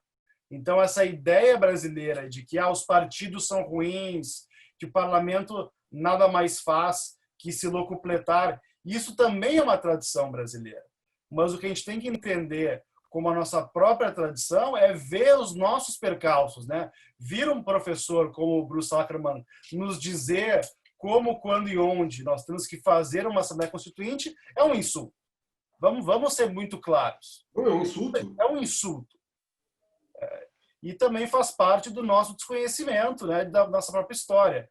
Quando eu comecei a minha tese, né, Anderson, em 2015, 2016, bom, eu comecei a navegar no mar de lacunas, em avenidas abertas para trabalhar essas questões. Isso diz muito do que nós, na academia jurídica, temos assim muitas lacunas, muitos silêncios eloquentes sobre a nossa própria história, né, a ponto de vir um Bruce Ackerman da vida e nos insultar dessa maneira, né, de querer nos dizer como nós temos que fazer, sem a menor ideia do que é a conjuntura política ou a história constitucional brasileira. Então, eu li até esse artigo, mas por cima, achei um insulto tão forte que eu disse, nem preciso disso para começar meu dia. Não, eu não me ofendo fácil com ideias. Ali em junho, antes de passar para o professor Giuseppe, vamos ficar aqui no informal antes de passar para o Giuseppe, ali em junho de 2013, uma pessoa que eu não vou dar o nome, ela, para resolver aquele problema, ela estava no governo, e é uma pessoa cara, assim, ela começou a bater um bumbo por uma ideia que eu nunca consegui descobrir quem era o pai dessa ideia, que a tal da Constituinte Exclusiva. Quem é do direito constitucional sabe que o poder constituinte é uno e não tem como tu fazer uma parte. É tipo tu fazer uma gravidez exclusiva. Eu não gostei da orelha de abano da criança, eu vou fazer agora uma gravidez exclusiva para consertar a orelha da criança. É mais ou menos isso. E daí eu falei com ele, querido, isso não tem sentido, tu está inventando uma bobagem. É uma gravidez sem barriga e sem vômito. Eu quero um filho, mas eu não quero barriga, eu não quero vomitar, não quero acordar de noite, eu não quero me incomodar. E a gente começou a se perder com algumas questões, e daqui a pouco nós começamos a ver ali, tipo, que o 142 prevê intervenção militar, que a separação de poderes não é exatamente separação de poderes. A gente começou a se perder tanto em relação a alguns conceitos, que eu começo a ficar muito preocupado com essa questão da própria utilidade da Constituição, porque nós temos um movimento político muito grande de pessoas de várias franjas, de vários lados, que acham que essa Constituição ela deu errado. E hoje, no Brasil, isso que eu queria contextualizar antes de passar para o Giuseppe, aqui no Brasil nós temos essa felicidade que a coisa mais maluca que for, a gente pode defender. Você pode se candidatar com um partido pequeno, você pode fazer o que for, você pode ser eleito. A questão talvez seja eminentemente sociológica o nosso problema. E as instituições, elas permitem que você tenha esses conflitos. Você vai lá, se valendo de uma determinada instituição, você pode ser processado, você pode ser preso, você não vai ter essa disponibilidade. E essa questão do grande conselho fascista, ela me traz muito medo, porque com a pesquisa do Luiz, eu me envolvi com diversos outros assuntos paralelos a esse corporativismo na época do Vargas. O Vargas transformou basicamente o Ministério do Trabalho em um grande conselho fascista, assim, fazendo uma comparação um pouco torta, porque ali tinha inclusive participação de sindicatos empresariais. E o Brasil é um colosso de grande, é um continente, por isso foi bem ou mal assim uma comparação e tornou-se desnecessário. O sujeito era muito hábil, tinha uma ótima retórica, dizem que um trato humano, eu conheço inclusive algumas pessoas que foram próximas ao Vargas, dizem que era uma pessoa extremamente carismática. Ele teve essa virtude de ser uma pessoa que chegava nos lugares e conseguia rapidamente encaminhar, e com a verticalidade do Ministério do Trabalho fazia rapidamente a questão chegar no Rio de Janeiro, que na época era a sede. O que eu colocaria também para o Giuseppe aqui de uma outra questão? Nós não temos esse problema. Se você perguntar para um senhor que não é da área jurídica e tem 90 anos, 100 anos, 80 anos, ele certamente vai dizer, provavelmente vai dizer que se não foi o melhor presidente da história do Brasil, Vargas foi um dos melhores presidentes. Nós tivemos ali o voto feminino, nós tivemos uma série de políticas de transferência de renda, uma coisa que raras vezes se fazia. Nós tivemos salário mínimo, nós tivemos o Código Tributário, nós tivemos a legislação trabalhista sendo consolidada, nós tivemos uma série de conquistas. Um esboço do que é o Sistema Único de Saúde hoje foi na era Vargas. Uma série de direitos foram conquistados. Primeira vez que se falou em direito social como categoria jurídica foi na era Vargas. Curiosamente, Giuseppe, tudo por decreto. Nada deliberado, nada votado. Tudo por decreto assinado da mão do presidente. Além dos códigos, né? Além dos códigos. Além dos códigos. Código penal, de processo civil, de minas, de água, um catatal de legislações complexas e técnicas. E daí, Giuseppe, tendo essa nossa realidade que conheces aqui, esse modelo que vigiu na Itália, com esse modelo institucional que basicamente abafou todo mundo, né? Ou você está ali dentro da estrutura ou você tem que sair do país. Com o Código Penal que bem referiste, o Código Penal era um Código Penal inquisitório. Poxa vida, o Dr. Breno está aqui, mas o pessoal do direito criminal usa a legislação fascista como um exemplo na história de um direito penal inquisitório. Esse modelo, o amigo vê alguma possibilidade de ser replicado hoje, em especial na nossa realidade brasileira? Não é análise de contingência política, porque nós nos comprometemos a fazer isso. Eu digo mais do ponto de vista teórico mesmo. Se o amigo, com seu conhecimento assim, percebe nas democracias contemporâneas, se seria possível isso hoje. Sim, na Itália ainda temos o Código Penal de 1930. Sim, ainda usamos aquele Código Penal que tem uma estrutura. A primeira parte são os crimes contra o Estado, depois os crimes contra a moral e depois os crimes contra as pessoas. A estrutura básica do Código Penal ainda é aquela do Código Fascista. Claro, fizemos a reforma do Código de Procedura Penal, não temos mais o sistema inquisitório e não, estava ouvindo com muito interesse as vossas conversas, os vossos comentários. Não vou falar muito do Brasil porque não quero dar conselhos, nada. Sou um observador externo. Mas acho que se olho a história da Itália, eu já falei, a minha ideia é que formalmente a Costituição italiana do 1948 é diferente, porque acaba com os princípios do Estado totalitário e autoritário fascista, mas o que aconteceu foi que a estrutura administrativa, estou falando especificamente do Poder Judicial, permaneceu a mesma, pelo menos por 30 anos. E o que aconteceu é que, mais ou menos nos anos 70, quando entraram no Poder Judicial, novos juízes, como uma formatura democrática, as coisas iniciaram a mudar. Mas, por exemplo, eu sou especializado em ciências criminais, ciências do direito penal e criminologia. E a cultura penalística dos primeiros 30, 40 anos da época democrática foi fortemente condicionada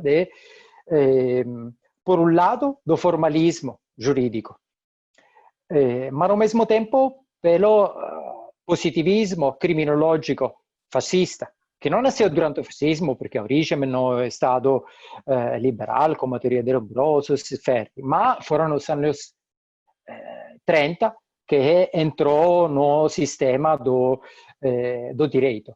Este tipo de cultura permaneceu pelo menos até o início dos anos 80. Quando as coisas iniciaram a mudar, foi quando mudaram as pessoas, quando mudaram os juízes, novas pessoas. Mas o que aconteceu foi que no início do ano 90, este sistema constitucional baseado sobre a separação de poderes político, poder judiciário e poder executivo, com esta nova geração de juízes, mudou totalmente. Os juízes iniciaram a usar o poder judicial como uma forma de política. Isso não é necessariamente algo negativo, porque no início foi uma crítica ao formalismo, que era uma heredidade da cultura dogmática fascista. Mas depois aconteceu, especialmente nos anos 90, que eles iniciaram a confundir a política do direito com a política eleitoral, com a ideia que o poder judicial pode ser uma ferramenta para a moralização da política.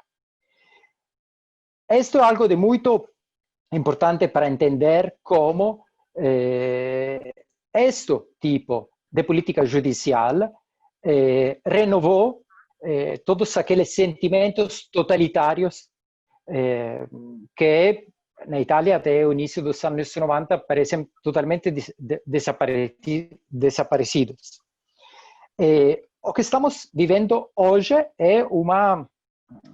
Não sei se você conhece os escândalos que estamos vivendo hoje na Itália. Temos um grande problema com o Conselho, com o órgão de autogoverno dos juízes, que está envolvido em escândalos que mostram como o poder judicial é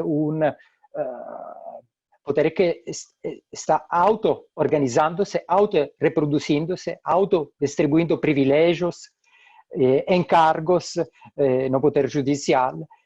Isso é muito importante porque nos últimos 20, 25 anos, o presidente da República, por um lado, e o poder judicial condicionaram, acho, por 50%, 60%, o nascimento de quase todos os novos governos. Mediamente, na Itália, acho que tivemos nos últimos 70 anos mais que 50 governos.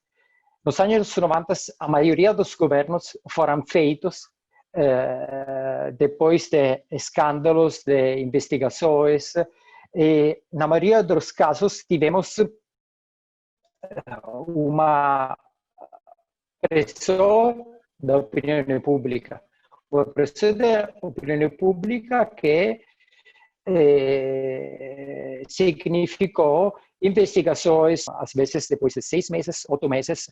Este é um paradoxo, porque, por um lado, este processo de democratização do poder judicial foi muito importante porque foi uma liberação do approach formalista, mas, no mesmo tempo, iniciou a acabar com o princípio de separação dos poderes. Ainda hoje, o parlamento, na maioria dos casos, é relegado como algo de marginal. Tudo é concentrado nas mãos do capo do governo. Nos últimos 4, 5 meses, com o estado totalitário de pandemia, vivemos uma radicalização de algo que já estamos experimentando, agora são 20, 25 anos.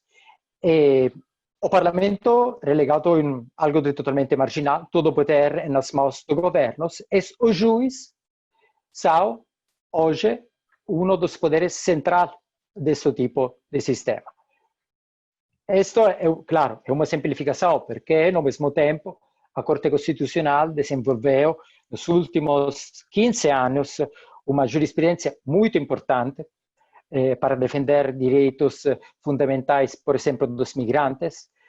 Temos decisões da Corte Constitucional muito, muito importantes, também de reforma do Código Penal, da lei penitenciária. Assim, é algo de muito complexo. Mas hoje, o poder judicial na Itália é o poder mais importante.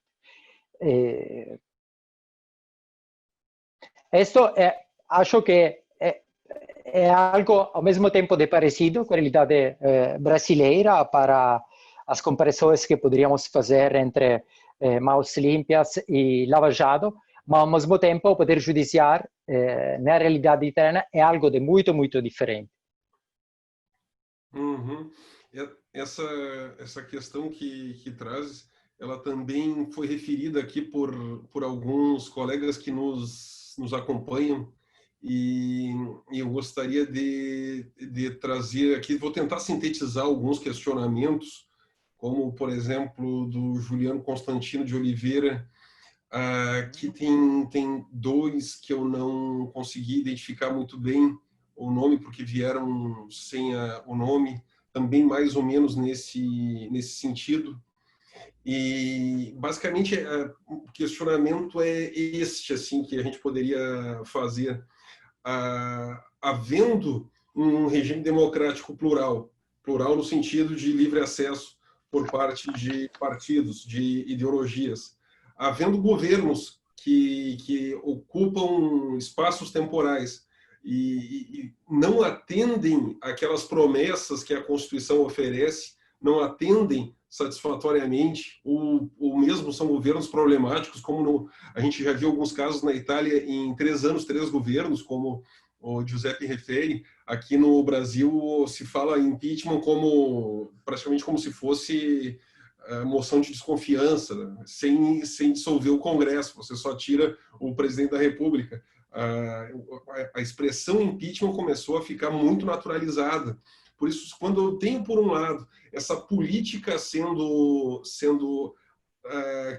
criminalizada, como ocorreu na Itália com a Mani Puliti e aqui com a Lava Jato, na Itália foi mais rápido, aqui na Lava Jato é uma coisa que não acaba mais, e ela dá uma ideia, a operação tem a sua legitimidade sem dúvida alguma, ela trouxe uma série de crimes sistêmicos, que se tinha alguns espaços aqui no Brasil, a importância não se questiona. Se questiona a narrativa, a história virou uma novela que não tem fim, que envolve tudo.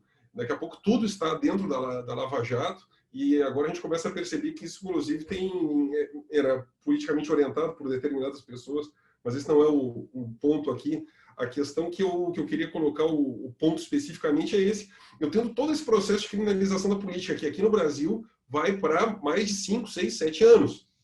Na Itália, nós temos esse desgaste da imagem do político. Esse protagonismo, agora, não até impediria mesmo os regimes fascistas, e a nova versão desse fascismo não poderia ser o populismo, com lideranças carismáticas. Nós não vamos fazer análise de contingência, mas na Itália tem um político famoso que controla todos os seus humores, inclusive quando ele sai com a namorada e vai visitar o pai da namorada na praia, tudo é controlado com termômetros das redes sociais. Um senador da República Italiana que já esteve no governo, o Matteo Salvini, isso é notório, né? Ele tem todos os atos dele, são muito controlados pelos humores das redes sociais, é impressionante. Ele é um exemplo desse tipo de líder carismático populista do século XXI. Com esse desgaste que nós temos da política, do sistema, nós não acabamos tendo agora uma dicotomia. Por um lado, vão surgir esses populismos em substituição a esses modelos totalizantes, e esses populismos com toda a sua instabilidade. E aí, se nós temos um populismo, nós naturalmente vamos ter novamente um mito, e aquela figura do mito lá do George Soros, que influenciou tanto no início do século XX, essa ideia da liderança que agrega tudo e nos representa nele, e o fascismo tinha muito disso, assim como todos esses movimentos, o nazismo tinha muito disso, de eu ter um líder que representa o todo nele, e esse líder vai ter os seus problemas, as pessoas são muitas vezes muito enroladas. Aqui a gente acompanha atualmente, só para citar ilustrativamente, o atual presidente tem uma série de dificuldades de explicar uma série de questões. Ex-presidente Dilma tinha uma série de dificuldades até de conseguir argumentar certas ideias, porque ela não era uma boa comunicadora. E o ex-presidente Lula tem um depoimento que ele dá num processo que chega a ser hilário. Aquilo, perguntam quanto é que é a renda dele, ele não sabe, perguntam onde ele mora, ele não sabe. Ou seja, nós estamos com lideranças políticas, um não sabe quanto é que ganha, não sabe qual é o endereço, o outro tem uma série de problemas. Não vai acabar desembocando toda a gestão da política no judiciário. Nós não vamos ter esse outro problema. Que aí eu também trago o que alguns colegas que nos colocaram aqui, eu poderia citar alguns, essa judicialização da política vai acabar não sendo uma tendência se eu, por um lado, consigo limitar os fascismos novos com esses populismos. Nós não vamos ter um fortalecimento dessa judicialização da política. Sì, no, só un comentario sobre questa nuova forma di liderismo. Acho che temos uma grande diferença entre o del liderismo tipico, stereotipato do fascismo.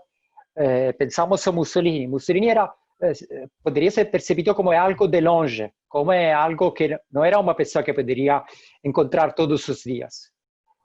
Mussolini era algo de especial. Todas as fotos de Mussolini eram sempre tiradas baixo, alto. Era algo de longe.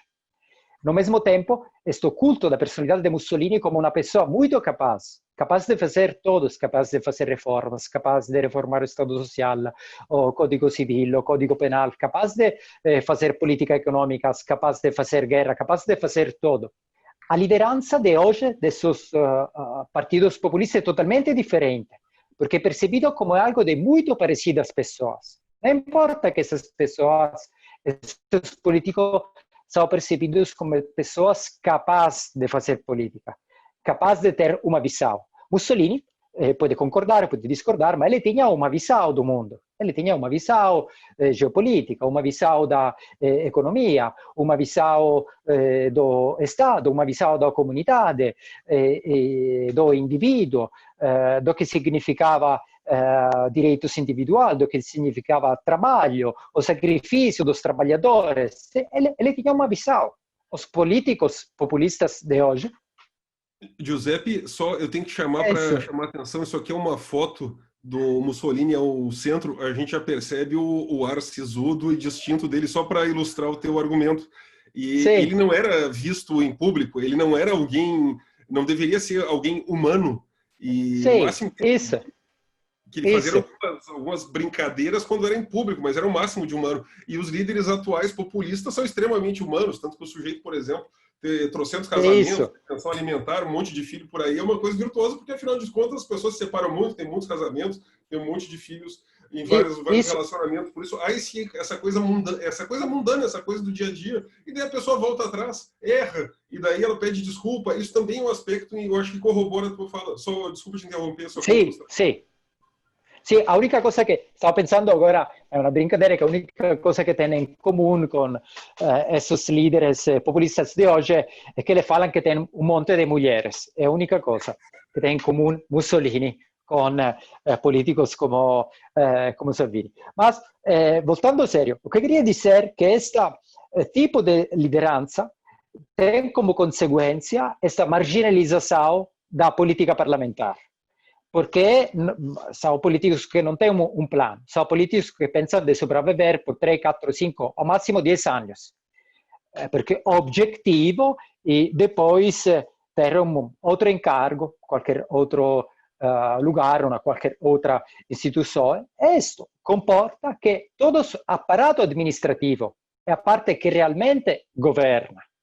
Porque quando falta a política, temos um aparato administrativo que controla tudo. Um aparato administrativo que, quando não é controlado por políticos que têm capacidade de decidir, que têm uma visão política, são totalmente sem controle de tipo democrático. O paradosso é que, por exemplo, hoje na Itália estamos assistindo, por exemplo, a uma criminalização do mesmo poder judicial.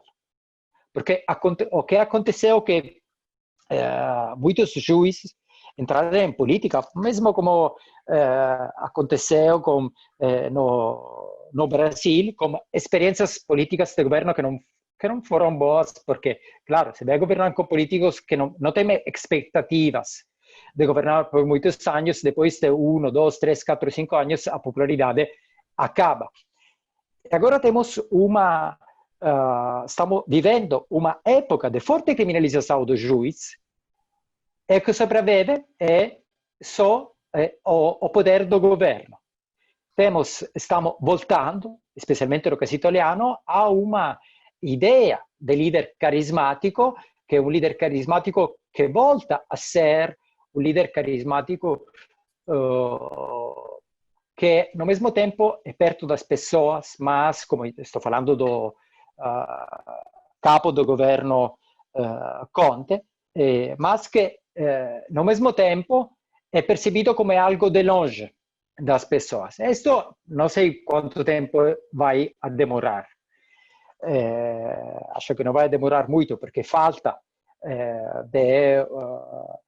atrás deste novo liderismo carismático, falta um partido, falta uma visão política, falta uma ideia de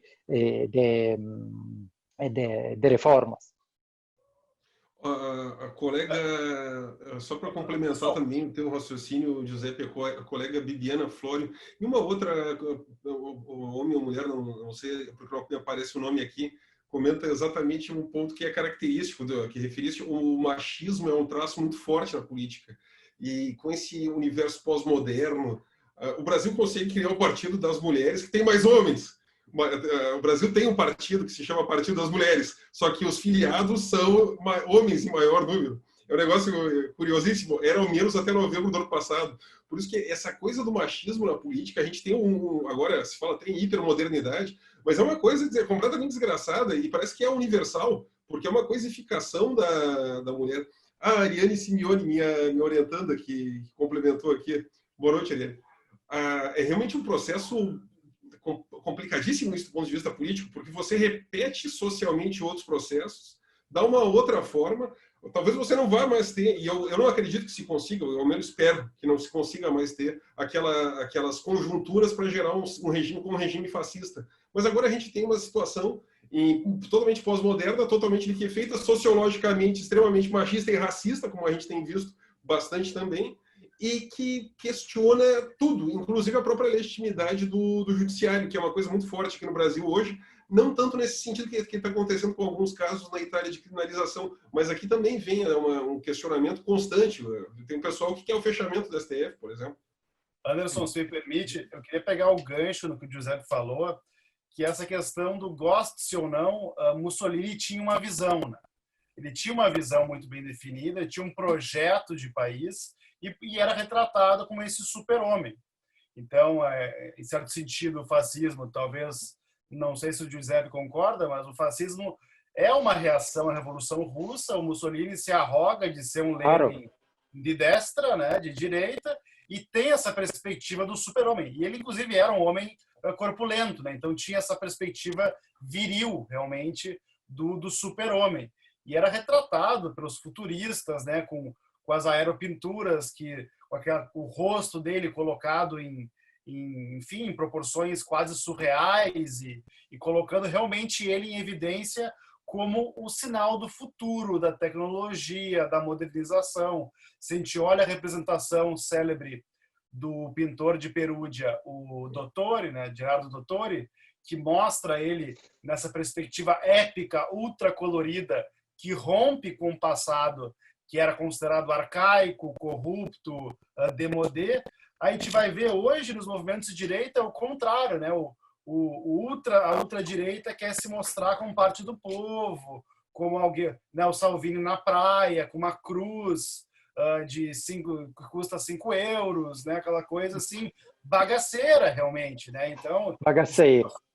de se mostrar realmente, de preferência com uma tatuagem barata que fez com 15 anos de idade, aquelas coisas assim, realmente povão, né? Realmente a bagaceirização da política e do Estado, realmente, né? De quanto mais tiririca, melhor, né? Então, a gente vai ver as diferentes clivagens de que a ultradireita, vamos colocar assim, não só do Brasil, mas global, ela se locupleta, ela não tem projeto algum de país, né? E sequer um projeto conservador, às vezes ela tem. É o projeto de que está tudo errado. Todo mundo é corrupto. Se eu vou no meu mecânico, qual é a reação dele? A gente não tem que nem falar de política. A primeira reação é: os partidos são corruptos, está tudo errado, estou sendo sobretaxado, é tudo um desastre. Então, o Messias da vez vai estar certo, porque não importa. O que importa é que o nosso sistema liberal social falhou no imaginário político jurídico, né? Então, a grande questão hoje, eu acho que no mundo, na Hungria, na Itália, no Brasil, nos Estados Unidos, é voltar à legitimidade. A gente realmente não sabe ainda como fazê-lo. Tem uma pergunta que foi trazida aqui, eu acho que novamente pela colega Bibiana, só deixa eu abrir aqui. Nós combinamos, não sei, eu acho que não. Eu não sei exatamente quem foi que fez a pergunta, mas a gente combinou de não fazer análise de contingência, mas o governo Berlusconi já se encerrou, por isso ele já é um fato histórico. O governo Berlusconi, como ele consegue se articular em torno de vários eventos importantes para ele, de vários fatos, ele consegue modernizar, ele moderniza muito o país nas telecomunicações. A Itália, se não me engano, tinha 3 televisões quando ele assumiu, 3 canais de TV. E ele tem uma rede de televisão, né? Mas ele consegue modernizar muito o país e ele se baseia em vários setores representativos da sociedade. Mas ele nunca fechou o parlamento, ele sempre foi por eleições, por isso o colega ou a colega, não sei exatamente quem, porque não tem identificado, a pergunta seria para o Giuseppe, se tem essa visão de que o Berlusconi poderia ter representado de alguma forma alguma espécie de neofascismo, de governo neofascista. No, até 10 anos atrás, a minha resposta era totalmente diferente. Poderia ter respondido sim, mas hoje não. Berlusconi teve um monte de problemas. O primo problema era um problema de moralidade sua pessoal. Tinha um problema com o conflito de interesse porque tinha um monte de televisões, de jornais, assim estava um problema democrático, de acesso à medida de comunicação. Tinha também um problema com a ideia de separação de poderes entre governo, parlamento e judiciário. Mas isso não era um problema que foi criado pelo mesmo Berlusconi, mas foi um problema criado por uma parte dos juízes que iniciaram a usar o poder judicial como se fosse um poder de moralização. Berlusconi era percebido como algo de totalmente imoral, como um corrupto. E usaram de todo para acabar com o governo Berlusconi. Não quero defender Berlusconi, estou contando algo que é um fato histórico, que podemos falar, porque Berlusconi agora politicamente não é nada. Mas Berlusconi não se apresentou inicialmente como algo de antipolítico, antipartítico, mas ao mesmo tempo ele se apresentava como liberal. Por isso é muito, muito diferente da tradição fascista de outros políticos que tinham esta ideia de um líder carismático capaz de fazer tudo sozinho, porque no mesmo tempo Berlusconi se apresentava como algo de carismático, como uma pessoa capaz, como uma visão, mas que era uma visão que formalmente era uma visão liberal. Claro, estaba una contradicción entre este tipo de propaganda o seus intereses pessoais. Ma este plano, enfim, foi confundido com o plano da sua moralidade pessoal. Isto criou também uma contradição, também uma oposição contra Berlusconi, porque nunca na Itália se entendia se estava falando contra as políticas de Berlusconi, contra os atos do governo de Berlusconi ou contra as suas atitudes pessoais. Uhum. A Repubblica, que é o principal jornal italiano de esquerda, por meses e meses e meses, cada dia publicava gravações, não sei se fala interceptações, gravações ligadas de mulheres falando de Berlusconi, o que fazia Berlusconi na cama, como fazia, com quantas mulheres. Por anos, esta foi a posição contra o governo Berlusconi. Foi apresentado como algo como líder totalitário, como líder carismático, mas acho que realmente, se vamos a falar dos atos do governo Berlusconi, não foi tão ruim. Imaginamos que o último ato agora não lembro a palavra português, italiano seria amnistia sanatória. Medidas sanitárias. Não, amnistia, sanatória. Sanatória de todos os migrantes presentes ilegalmente no país. Anistia. A última foi feita por Berlusconi. Ele legalizou 500.000 pessoas que trabalhavam e eram residentes na Itália. Se pode dizer que isto foi ato de propaganda política, mas ele fez algo que foi muito, muito importante, que nenhum dos governos de esquerda tive a coragem de fazer depois. Uhum. Não, a tua descrição do governo Berlusconi também acho muito precisa, Giuseppe, porque foi um governo que sofreu do início ao fim. O Berlusconi até preso foi. O Berlusconi já foi dono do Milan, não sei se ainda é dono do Milan. É uma pessoa, é um bilionário que já tem envolvido com tudo. E eu já ouvi vários italianos dizendo que o que deixava eles indignados, no caso da Ruby, do Bunga Bunga, era que tinha pago a Ruby com dinheiro público. E ele era um milionário. Porque o Berlusconi envolvido em escândalo sexual estava todo mundo acostumado. Agora, o que era escandaloso não era ela ser menor, era ele ter pago com dinheiro público. Por isso, ele é eu acho que um bom reflexo de uma sociedade plural, de uma democracia plural. A Itália tem e a gente tem que caminhar o final aqui do evento, mas eu acho que ele foi muito ilustrativo para que a gente consiga tirar alguns elementos assim que caracterizam esse regime tão epocal nos anos 20, 30 e 40 na Itália, que foi o fascismo. Porque ele precisa tomar o poder e ele precisa criar, por isso que a gente deu essa divisão em aspectos. Ele precisa criar uma ordem, ele precisa estabilizar algo novo, porque ele é contra tudo. E isso é característica da extrema-direita, ou talvez também da extrema-esquerda, só que a extrema-esquerda, como ela vai trabalhar com outros referenciais, ela vai trabalhar com a dissolução do Estado, ela vai trabalhar com uma outra perspectiva, enquanto que na extrema-direita eu vou ter essa maximização do Estado para o domínio de tudo, de todos os campos. É uma questão teórica na filosofia política um pouco mais complicada, por isso não vamos entrar tanto aqui. Mas qualquer espectro extremo da política foge das três grandes franjas. Eu tenho usado essa expressão franja, que ela é bem ilustrativa. É como se a gente tivesse um globo com as possibilidades. Essa primeira possibilidade que se tem é a possibilidade liberal, que afinal de contas é a que caracteriza o Estado moderno, a modernidade. E daí nós temos uma possibilidade que é mais à esquerda, como se diz, essa expressão não é esquerda, direita, não me agrada nada, que é a progressista. E que aqui no Brasil, no pós-88, foi a mais forte, porque até então nós tínhamos regimes autoritários e um ou outro suspiro democrático, mas suspiros democráticos. Logo, tínhamos uma intercorrência autoritária. e o meio progressista acaba se tornando um meio mais forte, assim, intelectualmente, em diversos setores.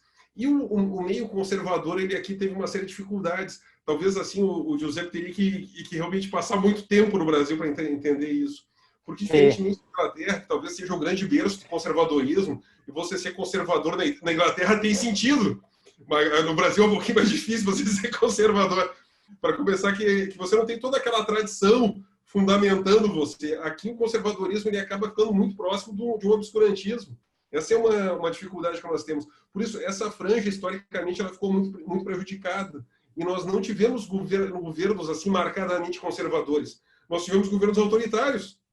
Esse aqui é o ponto. São governos que são a negação da política. Ou até que assumem vieses mais extremos. E a Itália, aí, para usar o amigo que está em Florença, o Giorgio Lapira foi um prefeito, não sei a imagem que o Giuseppe tem, mas é um prefeito que, se você vai ver, ele fez muitas coisas, assim, e era um conservador ferrenho. Sim. O Danilo Zolo era um comunista. Meu orientador, tem um orientador também. O Danilo Zolo acho que foi teu orientador também, do Zolo, né? Não, foi Emílio, mas trabalhei também com o Zolo. Sim. Eu trabalhei também com o Zolo. O Zolo era comunista. Cato comunista. Cato comunista.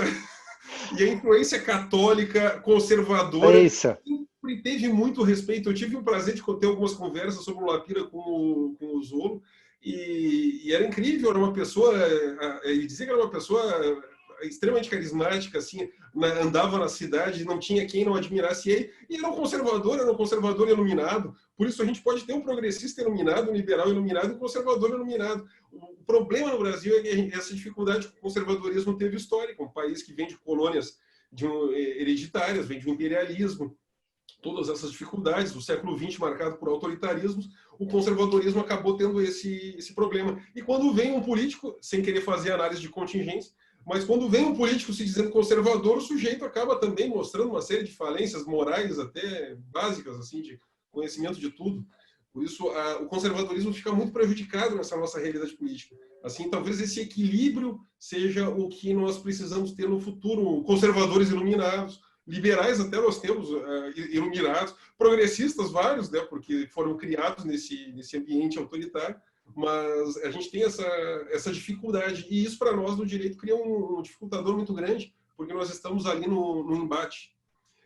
Eu tenho outras questões assim bastante foram trazidas aqui pelos colegas, mas o tempo, assim, nós tínhamos uma programação de 1 hora e meia.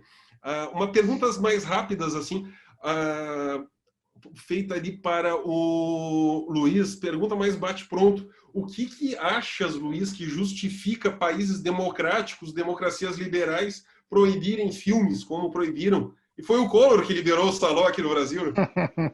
Esse que é o lado engraçado, foi com o Fernando Collor de Mello que nós tivemos o Saló liberado aqui no Brasil, junto com vários outros filmes. Assim, bem brevemente, o que achas que justifica a gente ter tantos países democráticos? Assim?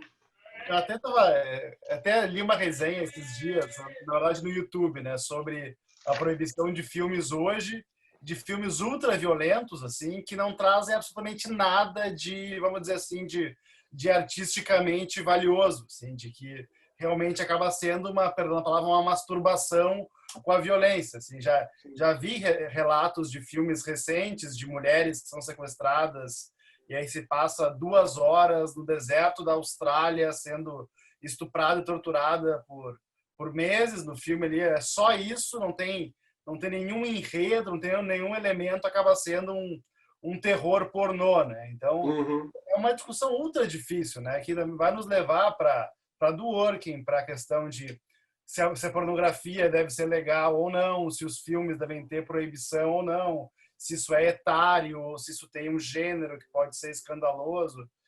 É uma discussão infinita. Eu acho uma bola dividida, sem discutir isso às 8:45. Assim. Eu não sei se o Giuseppe pode também nos salvar aqui. Giuseppe, na Itália também e na Itália ainda, só agregando, parece que sempre há uma certa perseguição cultural quando vem um filme assim mais forte. Você tem aquele mainstreaming, aqueles blockbusters, que até são esses filmes como Freira, essas coisas assim, que tem muita violência, Massacre da Serra Elétrica, todos esses filmes que são mais fortes, mas quando vem um filme como o Saló, que tem um conteúdo político, um filme assim, parece que ele tem que ser proibido.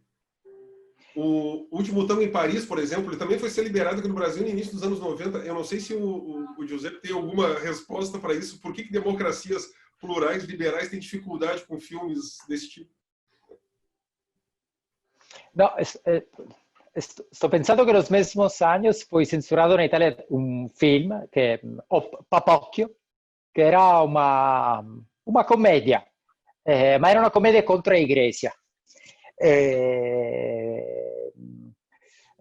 Não sei, não tenho uma resposta. Acho, depois que eu assisti outra vez o filme de Pasolini Anthem, acho que também hoje esse filme na Itália seria um filme muito, muito escandaloso, perché un film è estremamente forte, ma è un film che deve essere letto no contesto del 1975.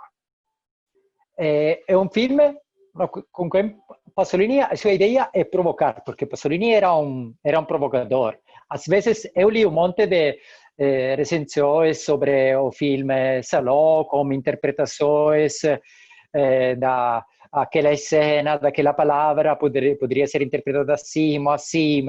Acho que por Pasolini não era nada disso. Às vezes ele simplesmente queria provocar. E acho que o seu objetivo era ser censurado. Ele, acho que falou numa entrevista, vemos se eles deixam ver essas coisas. A sua era uma provocação, uma sfida. E ele foi censurado antes, né? Ele foi censurado com, não sei qual filme, se foi o Evangelho de Mateo, né? Então tem fotos do tribunal, tudo. Então, mas porque é diferente, porque aquele filme tinha um conteúdo que preocupava a Igreja Católica, porque era um filme com conteúdo explicitamente religioso. Esse era um filme simplesmente no qual ele mostrava violência ao estado puro. Eu também já vi colocando essa questão, algumas pessoas colocando, principalmente psicólogos, assim, colocando que existe uma tendência a certos elementos que são muito, eles desconstituem muito as ideias básicas do telespectador. Esses elementos deveriam ser proibidos, mesmo no acesso. O Saló aqui no Brasil, só para ter ideia, não se consegue facilmente. Outro compra pela internet, outro vai ter uma ou outra locadora que vai alugar. Aqui em Porto Alegre, eu acho que uma ou duas locadoras vão alugar isso, das que ainda existem, né, que quase não existe mais. Por isso, mesmo hoje, não sendo proibida a venda, você praticamente tem que ir atrás. E daí você vai atrás, daqui a pouco não vai aguentar ver 15 minutos, 20 minutos do filme. Porque esses filmes têm essa característica. E ainda mais quando o Pasolini pega tanto nesse filme, que eu acho a obra-prima dele, porque eu olho muito esse filme sobre o viés político. Eu já participei, não com aquele tipo de janta, mas já participei de situações políticas, não convém onde. Parece que existe um certo ritualismo que você vê representado nesses momentos, assim. E ele pega isso. Quem tem uma certa convivência, eu desde a adolescência me envolvi de alguma forma com política, eu nunca fui filiado partidariamente, mas tenho um apreço por trabalhar com essas questões do ponto de vista técnico. Você percebe muitas vezes as narrativas, como isso coloca a questão autoritária. E aqui no Brasil, sem exceção. E já conheci vários partidos, já conheci vários governos. Todos os governos têm uma marca assim, autoritária muito forte na burocracia. É impressionante. Já vi gente em governo supostamente hiperdemocrático, hiperprogressista, fazer um escândalo porque uma pessoa de um escalão mais baixo procurou a pessoa do escalão mais de cima, sem a do meio ficar sabendo. Mas procurou numa situação de emergência. E daí quis fazer todo o inferno, quis inclusive caçar essa pessoa dentro do partido, pedindo a expulsão do partido. Já vi já vi algumas aberrações, seria uma presunção dizer todo tipo, mas algumas aberrações que esse autoritarismo traz aqui no Brasil, no nosso contexto. Por isso que eu acho que esse imaginário que ele faz, aquela ambientação, aquele ar todo, e se ordenado por aquelas prostitutas anciãs. Aquelas conversas das prostitutas anciãs cansam todo mundo, mas eu acho aquilo ótimo, porque é o tipo de entretenimento baixo que o pessoal gosta. É aquela coisa assim de ouvir como é que ela foi pela primeira vez a relação sexual dela. Daí ela tem aquela coisa da violência e o pessoal fica ouvindo aquilo e se deliciando. Por isso eu acho que o fato do Pasolini pegar esse ritualismo e transformar essa escatologia nessa brutalidade, nessa violência, eu acho que esse aí é o ponto que faz esses filmes serem tão violentos, assim, tão atrozes. Tem isso no terror também. A gente vê filmes aí de terror que são muito apelativos, mas quando vem um terror mais espírito, uma coisa mais assim, as pessoas ficam mais assustadas, porque são coisas mais palpáveis do que um monstro com feições horríveis. Por isso, esses regimes que, para nós aqui no Brasil, o Saló começou a se tornar, de uns 10 anos para cá, super procurado. Uma coisa curiosa. Voltou à tônica. Esse filme foi muito falado nos anos 70 aqui no Brasil, no surgimento dele. Era auge da ditadura militar. E de uns 10 anos para cá, esse filme tem sido muito falado. Já vi vários professores que botaram esse filme em sala de aula com os alunos. Tudo muito avisado antes, né, por óbvio. Pelas suscetibilidades, a pessoa não sabe que não fique. E cenas extremas, né? Mas essa violência, eu acho implícita, ela justifica muito. Gente, nós temos a questão do horário, estamos até um pouco passando do que a gente tinha programado. Sim. Nosso primeiro dia, aqui o Gilberto Morba, que vai estar conosco, tá aqui na linha, uma saudação a ele, vai estar conosco lá no terceiro dia, no dia 30.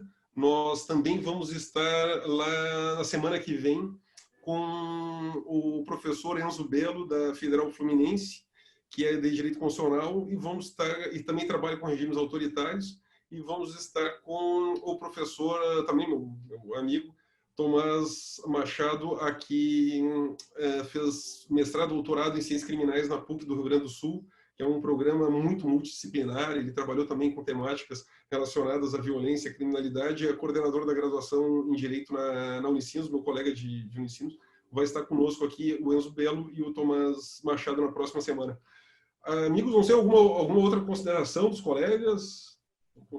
Algo mais? Não, por mim, podemos encerrar. Eu agradeço a oportunidade, acho muito legal o bate-bola informal. Parabéns pelo evento. Muito obrigado, Luiz, muito obrigado pela presença, pela parceria no evento. Forte abraço. Um abração, valeu. Muito obrigado a todos e todas. Eu estou lendo agora todos os comentários aqui.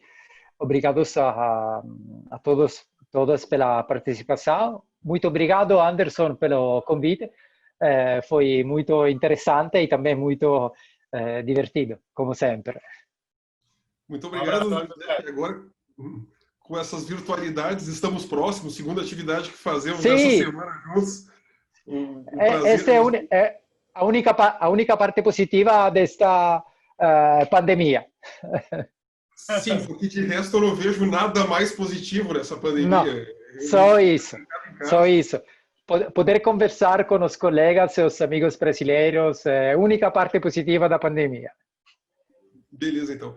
Muito obrigado a todos que nos acompanharam. O evento fica salvo no YouTube. As certificações de quem pedir, a organização ela providencia, tem os e-mails ali, já foi divulgado aqui. Pedimos desculpas para a gente não conseguir responder a todos os questionamentos, e alguns questionamentos envolveram governos em curso. Nós, nesses 3 dias, não vamos fazer análise de contingência política, porque se vocês quiserem ver análise de contingência, tem a todo momento. Ninguém mais aguenta isso. Tem a CNN Brasil, tem Globo News, tem tudo, youtubers.